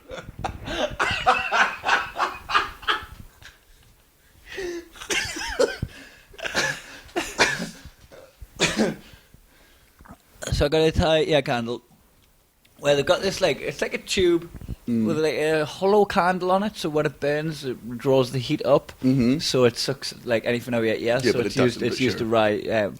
So then they unroll it and show you like all the wax on the inside. So if it is a myth that it doesn't work, that means they must put some discoloured wax in the what it is, I thing. could literally, I've got the book over there. There's a book called Bad Science, and they Yeah. talk about those candles, which is the way you do the test, is do that thing in your ear, but then also just put that candle on a table, light it, and the same colour The comes same out. colour at the bottom. Yeah, that So did does you pay make for sense. it? So I paid like £300. What's that, like £5, £6? No, I mean, So I got it done because I went in the water on the pool and this has happened before and my ear pops but then doesn't unpop again. And then like I'm trying to like get in with the cotton bud and I know that's bad because you're like pushing the wax down into your ear canal, but it's like bringing up quite a bit of wax. But then I went and got it done and they didn't just do the candle but like the massage right around your ear and fucking get right in there and like do some shit. And then they cleaned out with the cotton bud as well without pushing down. And I walked away and I was like, oh, my ear's still, it's been like 3 days. And I'd been deaf in one ear. And then that night I was having a meal, and then all of a sudden it just kind of cleared, and I could hear the waves of the ocean, like that one on the shore. And it was just like a fucking breeze. It was just like, oh, that's amazing. have you ever had? I've had my ears professionally cleaned. Like when you have to fucking do the weird thing, you have to put the oil in your ear, and you have to lie there for like 5 minutes a day, Yeah. both sides, and then she just sort of like scooshes the water in it. I get like really bad earwax, and then honestly, I remember when she first did it the first year, she showed me the cup, and I was properly with disgust. Imagine the consistency and colour of what came out of my ears was the same as what came out in your fucking colonoscopy. Oh, really? Oh, it was horrific. Like, you don't realise how much is in there. But then on the way Coincidence, home... it's the same water. She used the septic tank from my gap. But I swear to God, like, afterwards, my hearing was so... honestly, I could hear her thoughts. Like, I've never had... I wish I had a better job. Who's this posh mug? Yeah, because I wanted to get that because I've had like problems with that before. Well, yes, I tried to get it done when I was in Adelaide, but I didn't reply to my emails. Took one look at my ears and went, "Got any lobes?" I've got no earlobes to the listeners. I don't know. Oh, which I've always told you about, and you've denied, but you genuinely do not. No, I've not denied. I've said it's evolution. It's not evolution. What's the point of earlobes? Well, I couldn't get them pierced. you really couldn't. You'd have to get the side of your face. I mean, you could get the side of your face pierced. Yeah. Look like fucking what's it, Frankenstein. Just 2 pegs out the side. So I got my teeth skill and polished as well. You got the scales taken off them. I got to do skill. Wait, what does this scale mean? I don't know. They just fucking spray it with something or buzz it with something. I never know what they're doing. I can't see. I try to look, but my eyes just thought to get a good gauge. So I had a full makeover. No.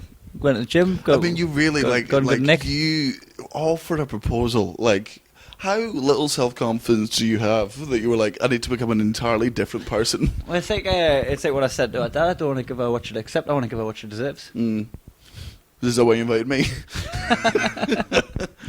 Sorry, I couldn't come, Natalie. Baby, miss you. So I don't know. I wanted to make myself totally no-proof. That's not what it was. And it was literally a conversation I had with Milo McCabe when he says, "Why didn't you propose?" And I was like, "Because I feel like I'm in bad condition and financially and physically, so I just wanted to get in good condition." I think it's Did Milo check your chakra? I think yeah, he put it on his vision board and it worked.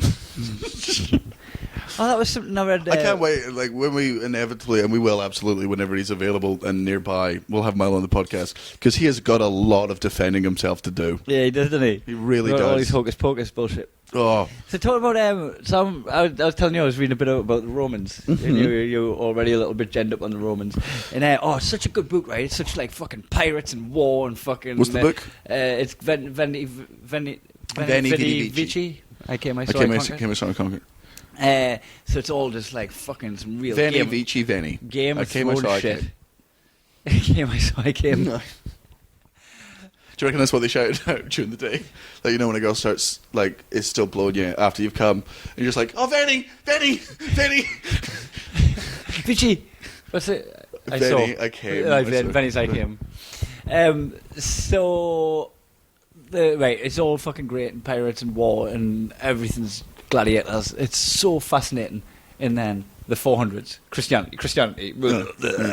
But Constantine won a lot of his battles, and he would pray to the Christian god.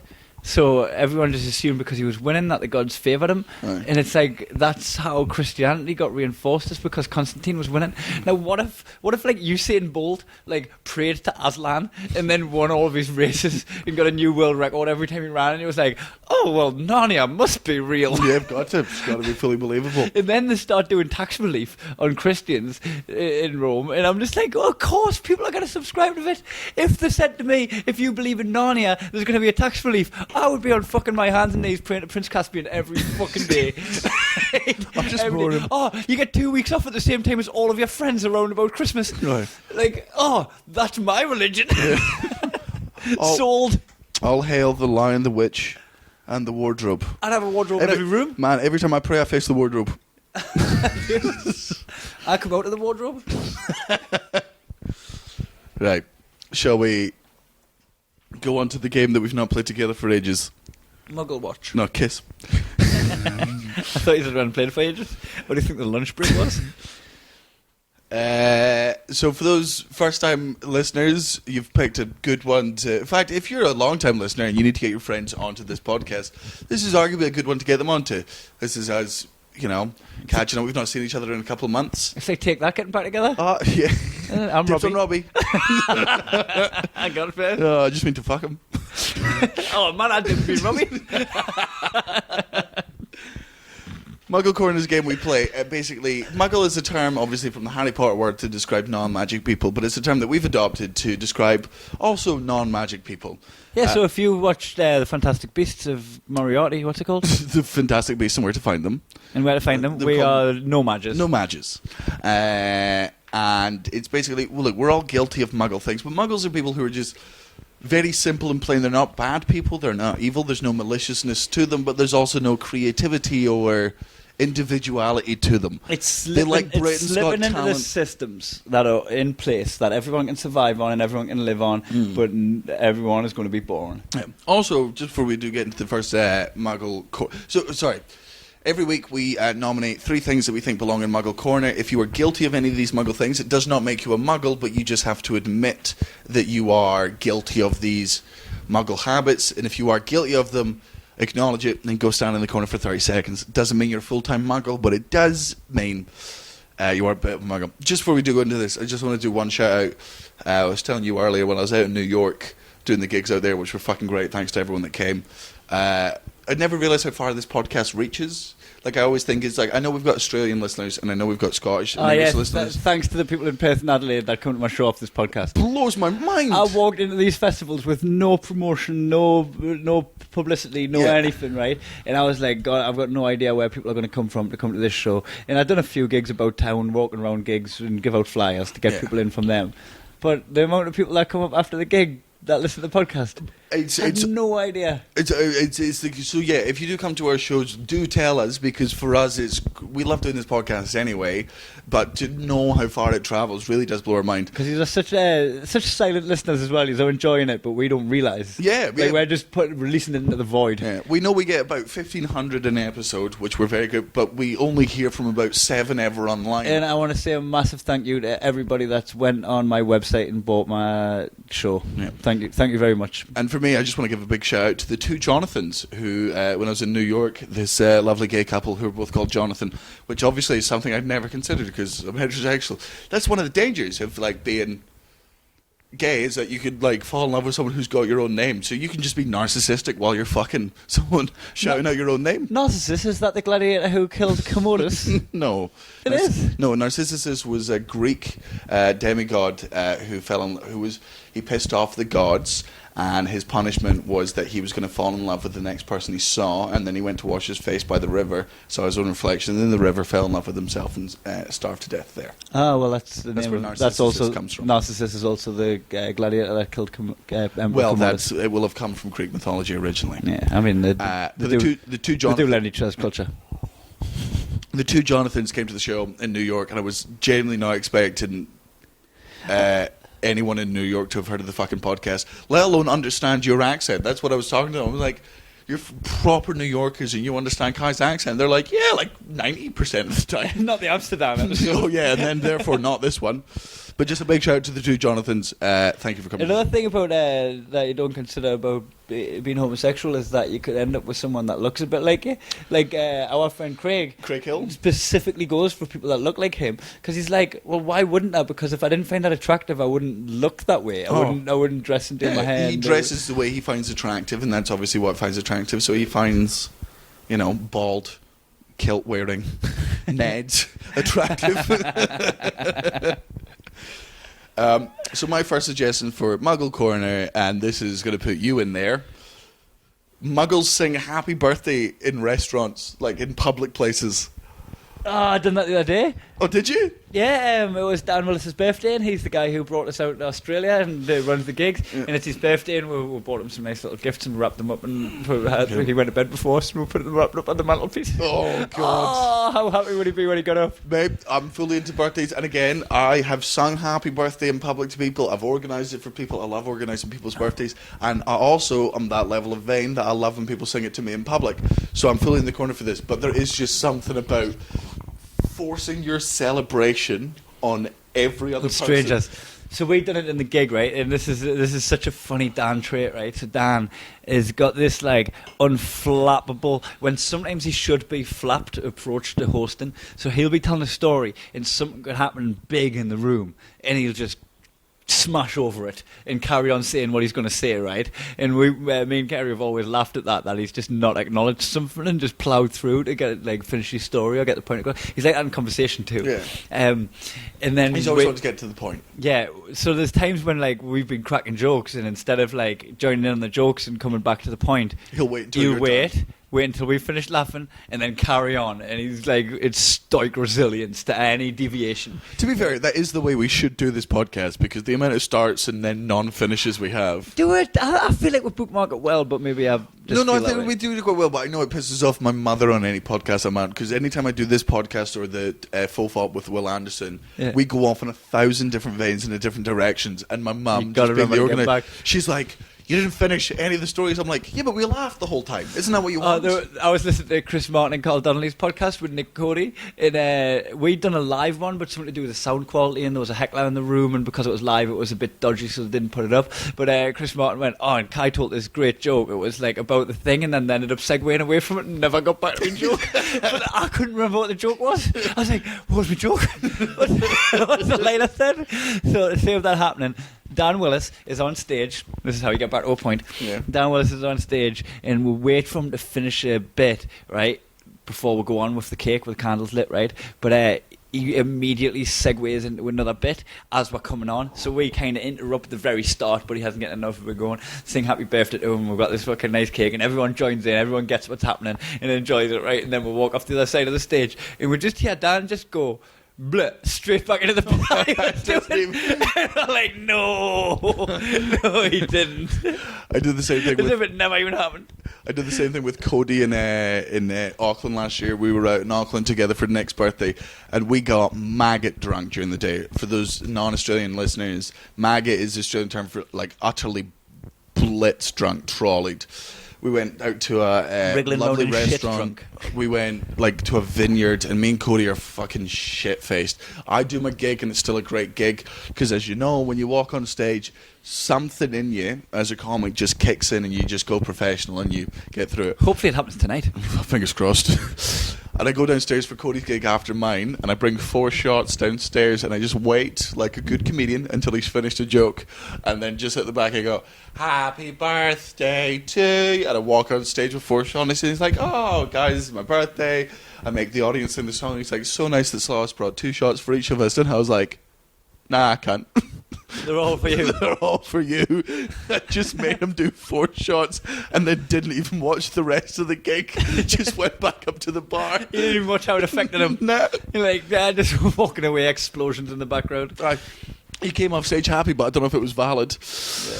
But this is the thing, like, it is a genuinely lovely thing to do. Like that, like, it's...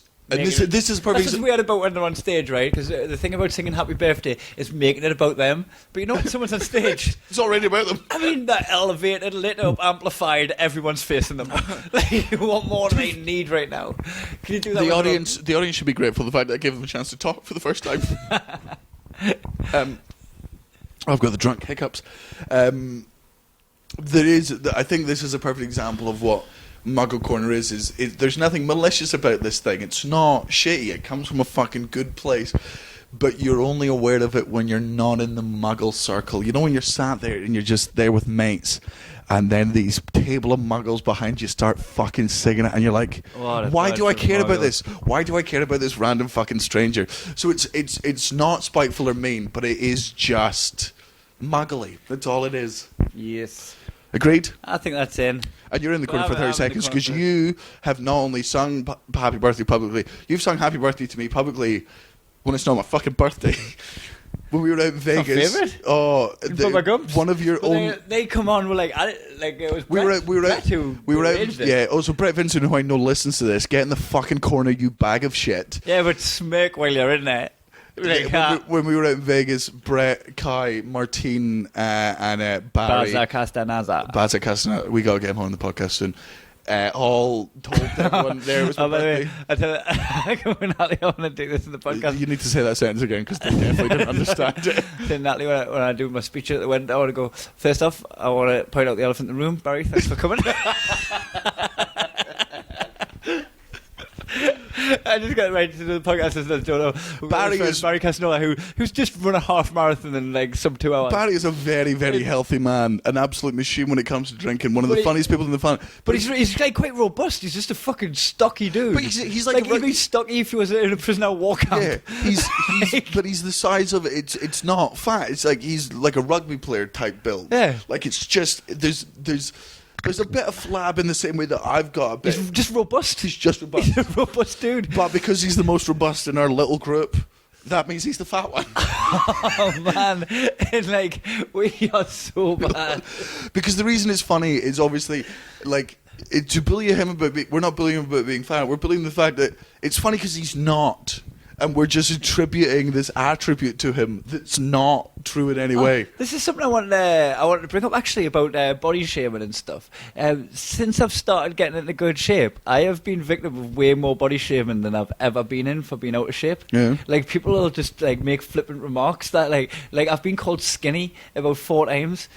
And every time I'm walking around at welterweight, I'm bench pressing 36 kilos. Like skinny is also body shaming. Yeah. Yeah. Because it's such a negative way of doing it. It's like, you're skinny. I'm like, I ain't skinny. But it's like, what's funny about the body shaming here is them projecting their own insecurities. They see me in good shape, so they feel they need to put me down. That's what body shaming is. They don't like the fact that you're confident in the way you look. That's what all body shaming is. It's like, see if you see someone who is, and I think the correct term to use is fat instead of overweight, because overweight suggests there's a best way to be or whatever. So I think fat is the correct term to use, which is very weird because, you know, it's the one... It's...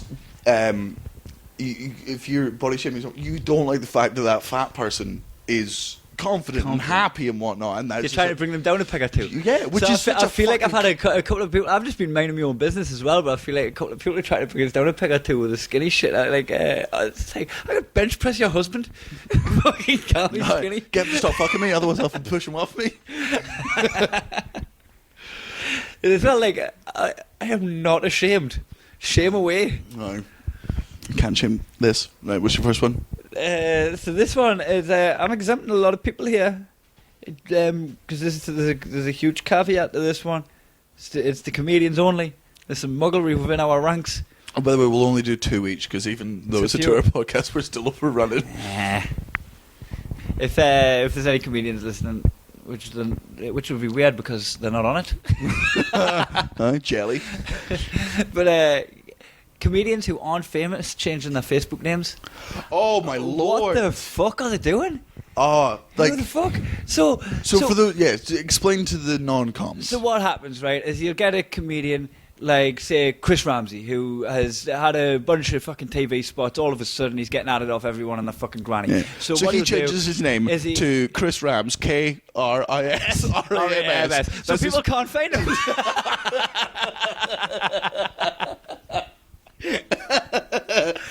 So you're down as Daniel Jamie -Sloss. Yes. You put in your middle name because you done McIntyre's Roadshow. Everyone's trying to add you. You create one so that you can keep. And I still get found regularly. I don't. No. I'll read the messages, but I'll just not accept the friend requests. And that's it. That's because I hit the fucking 5,000 mark, which is as many friends as you can get. It's kind of like ruined my Facebook a little bit. But it's my choice to click accept on the friend request. It's these people, yeah. It's you get. And as well, if you don't click accept, they follow you anyway. So like, if you want followers, you can click no, so that your fucking news feed is just the people that you've accepted. Oh, really? So if you don't, like, if you look at Joe Heenan, right? So Joe Heenan has got like, whatever, like fucking 900 friends or 1,000 friends or something. But then his followers is like 10,000 because he's clearly been clicking reject to anyone that he doesn't know, add him as a friend, but they still get to see the wind into his life. So he's done that instead of changing himself to Jiggle Bops, Heena Bops. like every comedian I know now. They just changed their... Like Josh Pugh, who's a fucking great lad, like a great comedian, fucking on a fucking good trajectory, is on Facebook as Jay Puggle. And I'm like... You're not even at the point where people are Googling you. Yeah. But it's most annoying because... Simmer down, buddy. To tag them in photos is impossible. To try and find them to send a message to them, I've got to fucking decode... Like, you get a message of someone, you're like, Joe Lycett, great fucking comic. I tried to message him the other day, but he changed his name. 3 hours. I was just like, how do I fucking find you? Yeah, I mean, Joe's got a valid excuse. He's Agile famous, but then Joel Dahmer, who's arguably more famous, is still just, oh no, he's not actually. Now that I think about it. Yeah, there's a certain level. But man, there's so many non-famous comedians that have jumped the gun. Yeah, that have totally jumped the gun and changed their name. You should make yours Kai. And it's the blue tick of Facebook. It's the because you can get it. You can apply for a blue tick, Like I could have got a blue tick a while ago because I had a fucking good reason. There was a Kai Humphries that was fucking that was defending Adam Johnson on Twitter. Oh yeah, Right. And the reason you're against that is not the fact that Adam Johnson's a rapist. It's the fact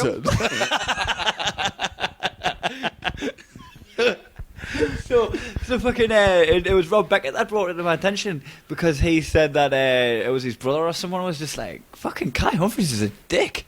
And apparently there's like this thing about me defending Adam Johnson, and then Rob Beckett had a look and was like, "That's not Kai." No. So that would have been my valid thing to get a blue tick for because I want to be separated from the other guy. Of course, because he's slandering me while I'm trying to be a public figure.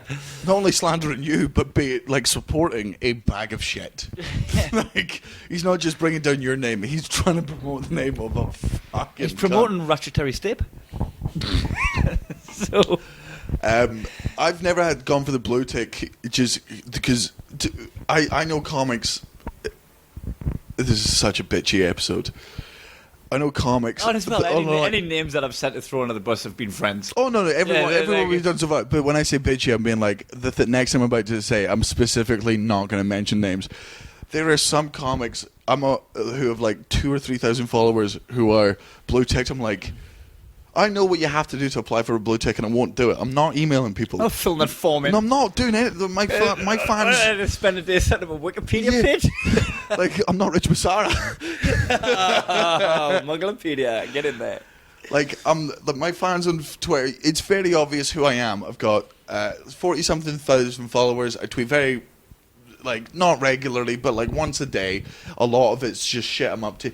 Everyone knows it me. I don't need the blue tick. My fans know it's me. But you see someone who's on like 1,500, like, I apply for, I'm like, oh, that's purely narcissism. You know what we should do? We should get the Muggins and Cream Twitter we should. that isn't us a blue tick. No, do you know what? To devalue the blue tick. No, do you know what we should do, right? Just do what we always do and just mention it now and then wait until Rich Massara does it. I'll get Rich Massara to get the blue tick. Oh no, we don't even have to ask him to. Now that we've just mentioned it, like anything we mention that we either hate or love, Rich Massara just goes and gets it done, like King Muggle he is. You know what I would love, right? And I wouldn't expect Rich to do this because it's a stretch. But there's somebody probably out there that's got some office hours where they've got time to kill and they've got their capabilities. But I'd love an animation. Like, you know, Bert Kreischer tells the story about being a machine, and they've done an animation of him on the train. If there was just one of our stories that was specifically good. Or if they just animate, like, your dad jokes. Yeah. Yeah. Just some form of And to whoever who does it, remember, Kai's got no earlobes. It's the one thing you need to remember. Just draw him with no ears. And then draw him not laughing at my jokes for two reasons. One, he's got no ears, and two, he never fucking listens and steamrollers over them anyway. And I'm going to not laugh at this bit now. So that if they make the cartoon of this bit. Gene, come back in. Oh yeah, that would be a very pseudo thing to do, for them to animate us, asking people to animate us. It'd be very meta. Oh, right. So, yeah, no, I fully agree. And that is just to any of the comics listening.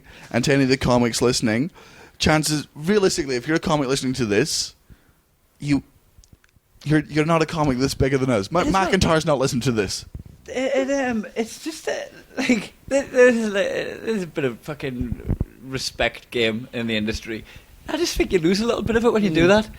And it's because you're telling people you're famous or you're actually famous. It's overreaching. And it's also you're clearly trying to do this for some level. I've never done comedy for fame. I do comedy because there's nothing that makes me happier than being on stage and making people laugh. Well, pussy, but drugs. Okay, right. Booze, right? Some things, but like number 12 after you, babe. Yes, 11. Yeah, I think you're just setting yourself up, and like you've clearly got a career path in your head that's inevitably not going to work out.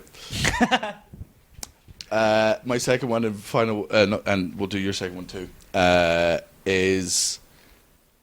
And again, I am fully in the corner for this. We've discussed this type of thing before, but I'm a big fan of it.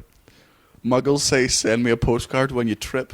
And I have done it. I will do it again. Dude, have we not put this on already? Or we haven't put it in Muggle Corner, but we've discussed the type of thing, which is the one we discussed before is that, like, me and Gareth talked about when you leave the house, I'll go do something, and you come back in because you forgot something. Muggles say... Well, that was quick. Yeah. Right? I'll be back in 2 seconds. 1, 2. You're not back yet. Yeah. It's just one, and again, I am guilty of every single one of those fuckers. Like, I love those types of shit because it annoys people. It makes I'm sure I've mentioned this before, but I'm going to jump in the shower. You should probably step casually into it because you may fall if you jump. I just hit the mic off my teeth. Sorry to any listeners that just heard a massive click there. Don't know. That's what a wax does. Sounds like. Again, one of my other favourite ones is how did you find the gig? Oh, how did you find the audience? I just walked out and there they were. Yes. But that's just a very quick one. It's totally look. It's hack stock. And it's funny, and I know why you do it, and I will do it with you. And if you do it to me, I'll be pissed off at you. But if I do it to you, it's the funniest thing in the world. It's hypocritical, muggle critical. Man, muggle critical. Man, this one is, I'm sure this one swallows you up and spits you right into the corner. Muggles have big penises. Muggles are the best lovers that Kai Humphries have ever had. Natalie, stay at the corner. What a muggle. Kerry Marks just come whacked at the room the other day and went, Muggles like big boobs. Why have you not had Kerry on the podcast? I don't know, because fucking Stanley was just seemed to be the mainstay. Oh. He was around, and he listens to it too, so he gets the podcast. But Kerry's coming in. Kerry's in Melbourne, isn't he? Yeah. Right. We will absolutely. Kerry Marks is. He was my flatmate. He needed to be on it, and he kept just walking in and just hitting us with a dad joke or a muggle corner. I'm like, and as well, when we were getting high in the garden, we went on so many flights of fancy that were just like beyond. Yeah. To any listeners, we will. I promise you, in the next month, if you don't know Kerry Marks, he is one of the. And he's one of the naturalist, funniest comedians. And yeah, on stage and off stage, Kerry Marks is just one of the best fucking comics of all time. Some people have got funny bones in comedy. And you know why they're a comedian because they're so funny. Some people there, Danny McLaughlin calls them African footballers, where they've worked out how to be funny. They turn up first to training, the last to leave, and they've worked out how to be funny for that set amount of time that they're on stage, right? And I mean, no disrespect to them, they've fucking worked it out. They crafted, yeah. But some people and some of those guys, as funny as they are on stage, and as much as they're making a fucking good living, they're just it's a little bit like a fucking off frequency in conversation. Whereas Kerry Marks is just fucking so on the ball. Living with him for 2 months has been so much fun. We'll 100% get him on the podcast. Right, throw me under the bus. All right, this is throwing you under the bus with my muggle corner. It's like when people in their early 20s, late teens, mid 20s, right, agree to marry one of their friends of the opposite sex by the time they're 30 if they haven't met the right one. Like, what a muggle thing to do. Wait. I've got a defence for this. We'll get to it.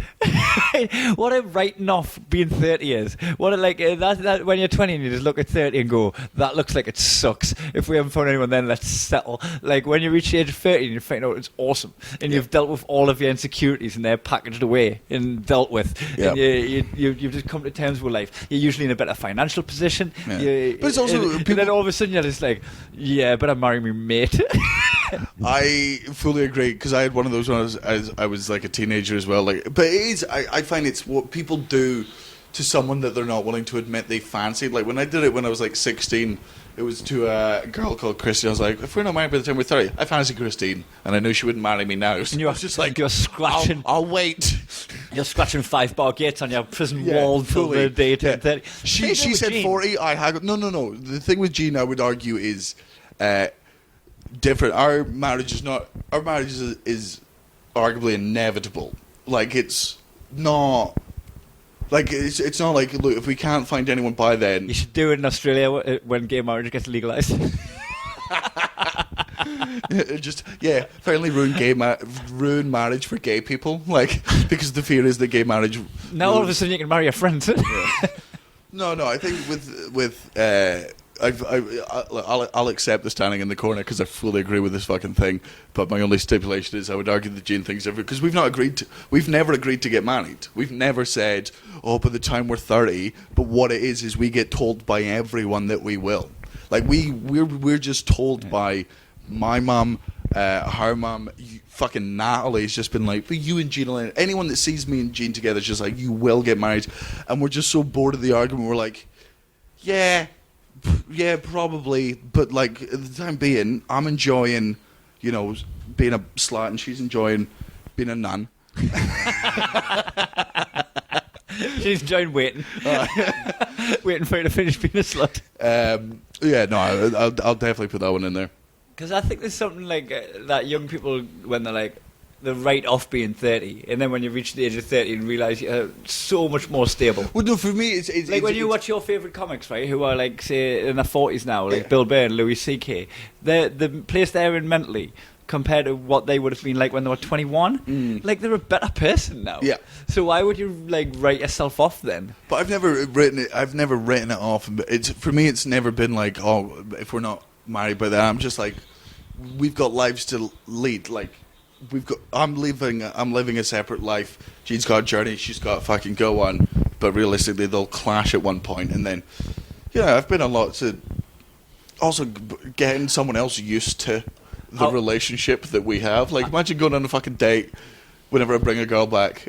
Like, if I was to be in a serious relationship, hi, this is Jean. I'm always gonna love her more than I love you.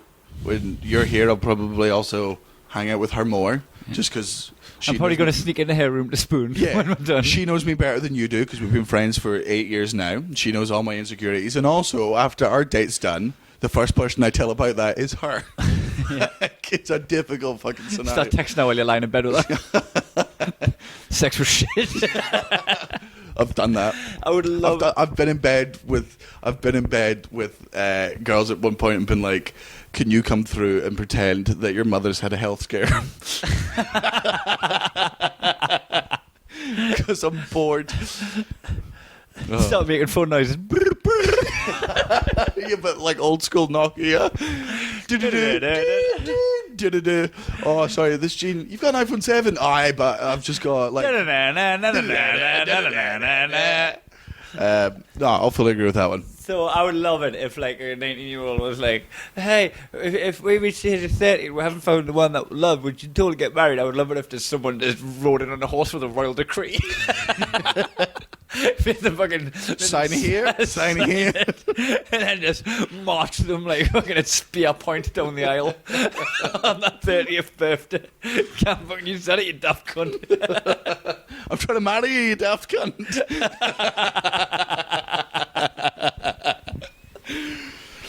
Oh, right. Well, that perfectly. That's what I should have said to Natalie. We met when I was 29 and Natalie was 26. You fucking nonce. We should get married. You fucking cradle robber. When the laws change. Oh, my legacy's ruined. We might have to move to South America to make this legal. But they changed the age of consent to 27. Then all of a sudden, I'm a monster.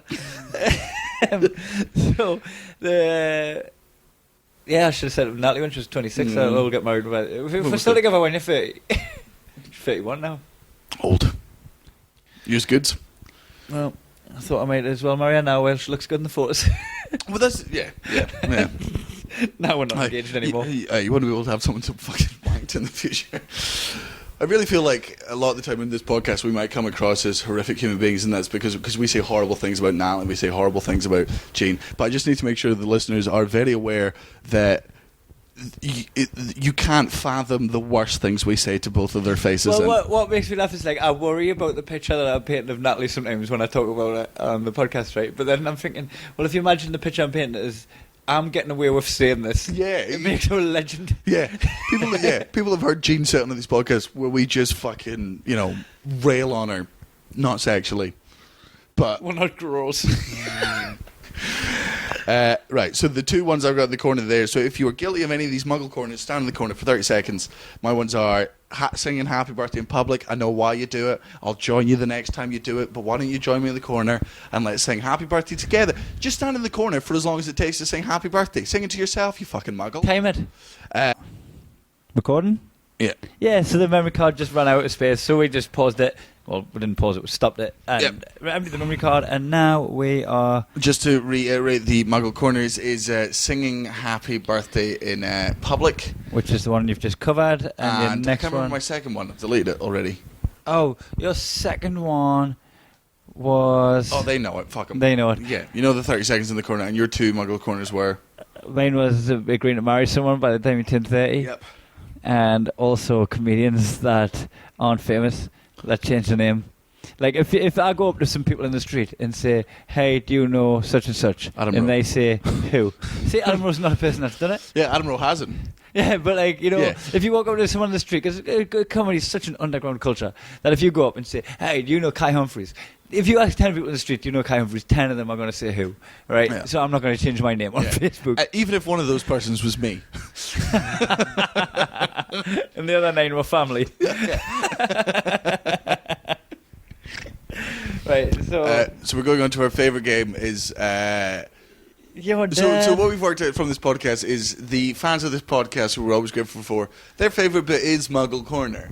Like, they really do enjoy it. But our favourite bit is our next bit, which is your dad jokes. Whereas we just realised that your mum jokes are sexist, uncreative, just body shaming, age shaming, intellectual shaming. I guess some of your dad jokes are intellectual shaming. But your dad is such a blanket, like, nonsense. Yeah.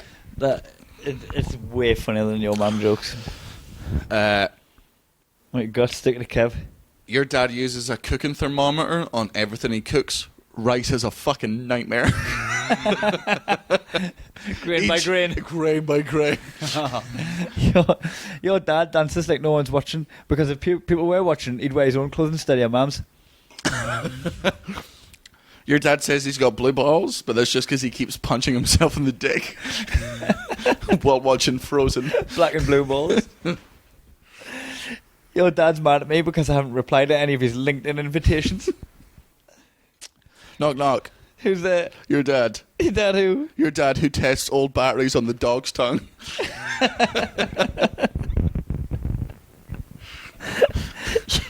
If you put a blanket over your dad's head, he goes docile. But if you remove it, he starts making rooster noises.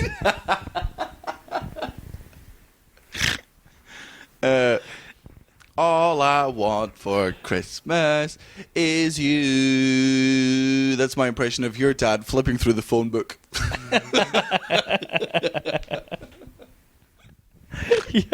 Your dad threw a penny into a wishing well and wished he hadn't wasted his last penny. My nickname is Skittles because I'm constantly tasting the rainbow. Rainbow is the term I use for gay people. I can say that because I am one. So just Skittles is fine. Your dad giving his name at Starbucks.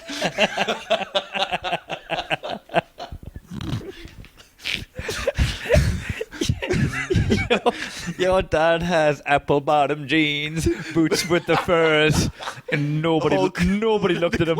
Nobody looked at him. No, not one person looked at him. Your dad thinks his star sign is the sun. Oh, it's my day again. Your dad gets nervous when he goes to the ice cream van in case the neighbours know what he's going to do with that cornetto when he gets behind closed doors. Your dad complained to Ofcom about this podcast when you used the N-word earlier. I didn't get up to G. You didn't? No, you bailed. I suggested it. You bailed, but I'll be honest with you, you didn't bail at a point that I was comfortable with. Just saying the N-word is nearly as bad as saying "n." Yeah. No, what worse? The N-word. Yeah, the N-word is better than. No, that's way worse. That's way worse because that suggests you were going to say. Half. Yeah, It's not even half. You got 3/4 of the way through it, and I'll be honest with you, like I'll still let the podcast go out because I didn't fucking say it. You said the N-word though. The N-word, you said. You didn't say the N-word. You said The N-word. the N-word. Your dad walks his plants and waters his dog.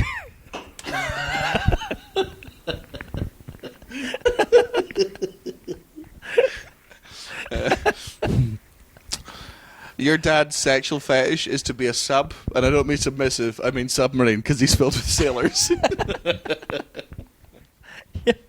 Dad wants to be on the bench. Your dad shouts, "Ready, steady, go!" through the toilet cubicle wall to strangers. Your dad chews soup. Your dad just posted a Facebook status saying, some people need to mind their own business, two-faced skanks need to get a life.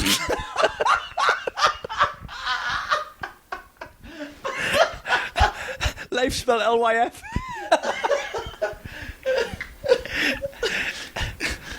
And your uncle just posted you okay, hon. DM me. But DM means dominate. Dismiss. Dismiss me. Your dad's karaoke song is Kiss Kiss by Chris Brown. He doesn't sing it, he just leathers your mum. Just montage music. Your dad just bent the bit on his roof of his mouth behind his teeth by eating a slice of pizza, and now he's got a flap of skin that he can't stop poking with his tongue. That sounds awful. Hope he's okay. It's irritated. Dolphins are the only animal that practice nasal sex, and your dad's devastated. Fuck knows. Fuck knows why. Thanks. Plug. We're in Melbourne. We're Come in Melbourne. to my show. I'm Come to doing his a show every day at the Taxi Riverside. It's just down by Acme. It's down by it's at Federation Square, across from Flinders Street Station. If you're in Melbourne, it's at 7 p.m. every. Oh Jesus, we're halfway through that. That's awful. It's at 7 p.m. every day. 6 p.m. on Sundays. No shows on Mondays. Please do Australia. To all the people that have come out to Brisbane and Canberra and Tasmania, it's been an utter fucking joy. So please do keep coming to the show. And your show is when? Mine is at the Sub Club. It's 7 p.m. every day. The Sub Club is, I think it's near Flinders Street. It is. It's near Flinders Street. Go onto the Melbourne International Comedy Festival website, type in my name, Kai Humphries, and it brings up all of my show dates. And yes, I'm going to be there. Also, let us know, because we're here for a month. If there are enough people in Melbourne, and by enough people, I mean if we get 40 people that say they would want to see it, we could very well do a live podcast. We're going to get Krisha Cody on it. And we can get Cody on it, we could get Katie Marks on it, we Andrew could get Stanley on it. If you are, but that does have to be demand sort of, not even demand based, but just interest based. Look, we're not gonna put it out and then start flying and try and get an audience of people that haven't listened to the podcast. Yeah, we want to put it out to people that listen to the podcast. Yeah, we want you muggles coming to it. So if you are in Melbourne and that does sound like something you are interested in, we know it's very muggly to tweet us and say, "Oh, I'd be super interested," but that is the only way. Raise your hand. Yeah, raise your hands, raise your little muggle hands. Apart from that, and if you come to our gigs based off the podcast, hang around. Let us know. Let us fucking know. We'd genuinely love to know. Apart from that, thank you so much for listening. One last thing. Go to kaihumphries.com/shop. Buy my show, How to Be Happy. No. And pay for Natalie's wedding. And also go on my website, sloss.co.uk. There's nothing to buy there, but just loads of pictures of me looking dead sexy. Right-click these pictures. Right. Send them on a round robin email to your work stuff. Just make them your Tinder profile so you can finally get laid, you fucking ugly chode. Thanks for listening, and we'll see you. I guess we'll have to do another one at some point this week before Monday. Yeah, we do owe the fans an apology. We'll do 2 a week. We'll try and back. All right, we're back to normal, cunts. See you soon. Miss you already.